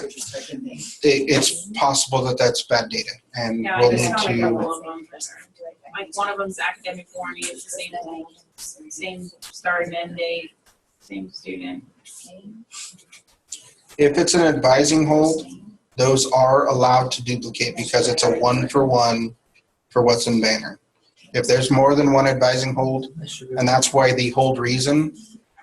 Well, yeah, the reason's the same, it's academic warning. they may have actually 2 active holds in Banner. That it may be bad data. It might be replication problems. It actually might be 2 records in Banner. Well, I'm just trying to figure out why there would be 2 academic warning holds in Banner with the same start and end date. That does seem suspect. Yeah. That might be a replication problem. Well, I'm not gonna look into it, but I will look into it. Somebody, you made a note, it will be looked into. Yes. Yeah, because like this right here, they've got 2 exact same homes. But extended That could be any. Click on them, open them up. Yeah, exactly. Let's look at the, Yeah, I was just trying to pick out So- the ones that weird, like 2 academic warning holds, 2 immunization holds. can- And I've actually found quite a few. Really, see, I'm not seeing any of those. they can't see it. Okay. I'm clear to my knees and I don't have to. That one does not have a Banner. I don't even feel like I can use these reports right now. Just that. So, there's so many. When would we run a report that? Yeah, well, that's, see, I have 2,000 students. Okay. Those are probably replication Because issues. before that, okay, using the screen is super easy, that's all I'm doing. But for reports, until that pieces, it was yesterday, My question but is, now when it's would like. we, this is a question for them or the you. Yeah. Mandy, when would we use a report? Why would I need to have a list of all my students that have a hold at any given point in time? I don't know, if we came up with some sort of charter. Maybe the immunization, if I could pinpoint it to a, this is an immunization. You can kind of see where the are for students. How many? I can partially answer your question. We get asked why aren't the charters? Yeah. Yeah. This, We couldn't always figure it out. there's multiple different ways this hold type report can be used. One is prior to registration opening. If you have time to be proactive, you know who needs to reach out to a certain department to clear a hold before they can register. So if I pull it into Excel and sort out all the students who have an advising hold, I now have a list of all my You can students. do that right here. You don't have to go to Excel. It's not a joined report, so you can actually only look at your advising holds if you want. Yeah, because there's over 2,000 holds on my report. Yeah, but you can just, you can narrow it down. 2,727. And Yeah, 3,000 holds. so start narrowing them down. Target it. You have your big list. You have your data. Now, if you want to do something with them, Here, but have no data. target a certain population. Target a certain hold. Go to customize, drag record type up into the filtered by and put equals hold dash advising and it'll show you all your students who have record types, yeah. You can just drag it and drop it up there. It should already be at the top, Mine, but so you're not doing it twice. yep. So we're looking from, Saves a lot, Yeah. Alex. So it still works though. It did. Yeah. Oh, wait, I don't want to remove that. Hold on, back out.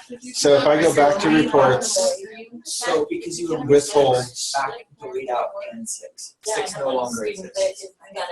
if you only want to look at advising holds, you go back in and edit the record type and remove. I'm going to go ahead and clear everything and then go back to the checkbox and say I only want advising holds. So now the whole list is much, much shorter because it's only advising holds. Sorry.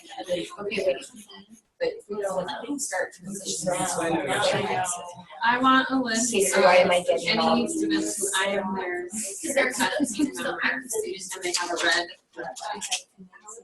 First, I want to be able to look like I want to see exactly. Yes, probably. You know what I mean? 'Cause there's still For- But they don't have a. Okay. we'll see, and then there's way more.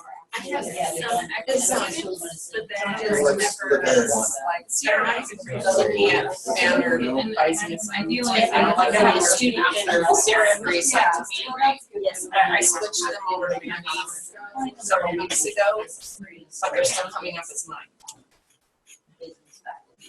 And so We with did that other one, one replication, and then we did another replication when all the records got fixed. Advising assignments are not synced because eventually they will be assigned in Salesforce and pushed back. So it is not automated for advisor assignments, either direction, currently, You have the access. especially with all the legacy. That makes it harder. Because advising territory, when they first come in, that's the territory and that's where they. But if we were to push it, then we're going to override it one direction or the other. So it is. So if they're not supposed to be assigned and they are assigned, we would wipe that. If they, and the opposite is true. You were volunteer. I didn't want to say that out loud because it was going to confuse me. Integrated studies get to advise. That's what I kind of think. For the trio, There's no way your question, my assignment that is really, really complex because of that way, and this. there's no I way. know, I already You're created the here right kind of report. to try to drill. I created the right kind of report for it that they need for us last time, but it's Who not should working. get these students? If you try to drill too far, it may not. There is another report for your use. I don't know if you can drill it all the way you want though, because that's clear into the profile. Whoever they should be. I don't know who they should be. All my advisees. So this one, So you just have to add. oh no, that's a territory one. But, and then, I mean, is it in your file, not the? Yeah. okay, what's one of them? If the report type that I'm trying to make on that red flag one is academic profiles with content and success team members, you're saying that's not gonna be able to drill down to the flag level? I don't know. The roll-ups, yes. Or those. So the flags on the term itself, Yeah. you can pull in. Right. It's only picking up one of, we know there's at least two, but we don't know. We'd have to look at the specific, there might be data issues, not report issues. No, but if, if I can look at the students, see a red I flag, just want to run that's this fine. report, like the day before registration opens, and say all these people are. Cause like one of our students was on Trexas, but I not don't on know, ours. or whatever. So I think Well, you're not that's- gonna be primary. Right, but we changed it to be secondary, or to be a success team member, but they're not showing up with that report. Are you saying that the flag that shows up for Tressa might not get transferred to It's, our I mean, report? it's maybe an actual. Because of fire policy. I guess I'm not understanding what In- that. in your- So they're transferred.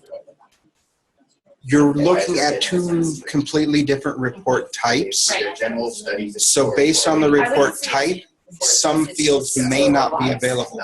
Right, but And- I want I to just, see this this is showing up. the Right? legacy active report. If one is and one isn't, then there's probably something wrong with the student that isn't. Or there's something wrong with the roll-up fields not calculating properly. Well, what it looks like to me is, it's the effective. The one that's working is showing up in the So effective. that's the kind The of. one that's not has a different effective. It's not Oh, finding the older one. Yeah, if you're looking at a different term, Let's do one of them. then- That's not a I legacy. was looking.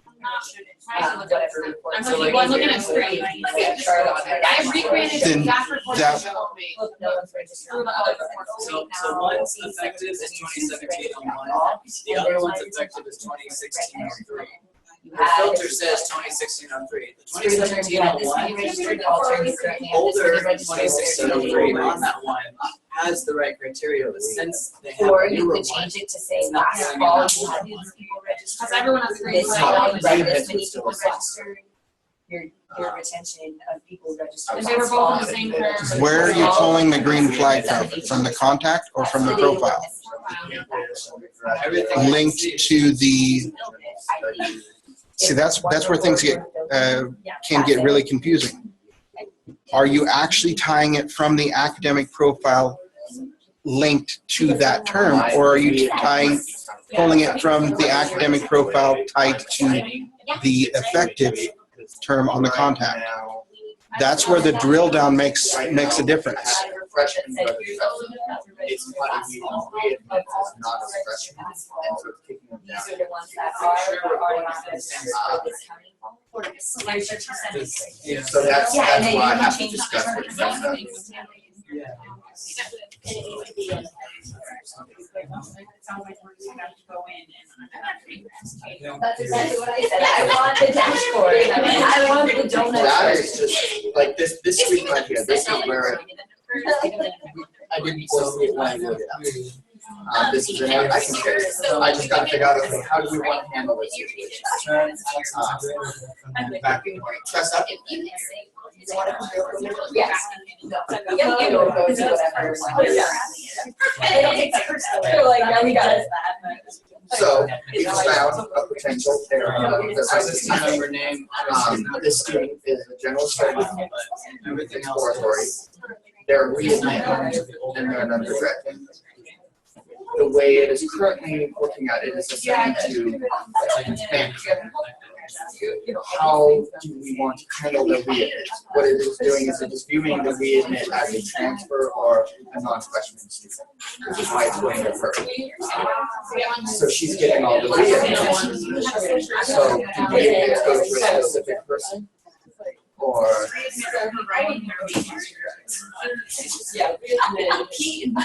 well, they're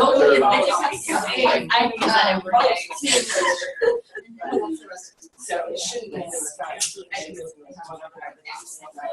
well, what it's doing is their major is exploratory.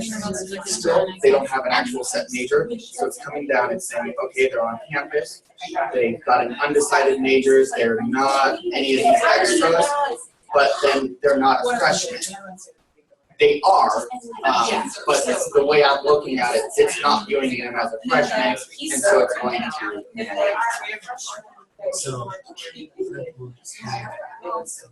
Okay, so that's. If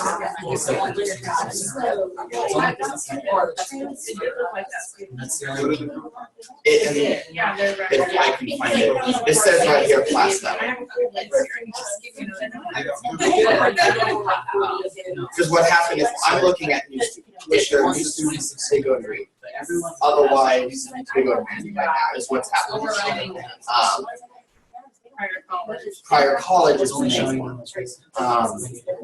and so the readmit's a new one. So for if they're readmit,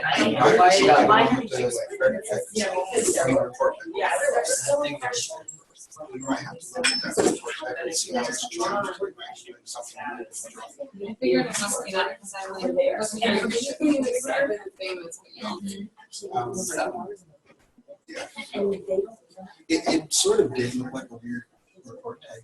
Yeah, well, they made it really fast. So- Yeah, they, so there could have been some oversight. Yeah. No idea about that. So what you're saying. Some typos all the time.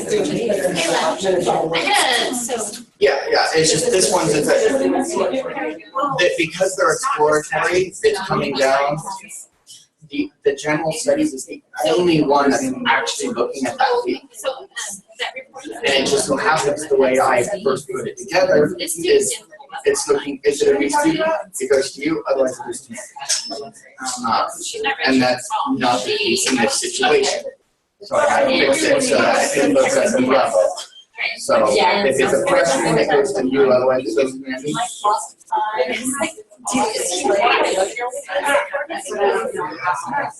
I would say. Well, I feel like that's tough because, Either assign them all to one person, right? Or otherwise, yeah, exactly. Not very easy, if at all.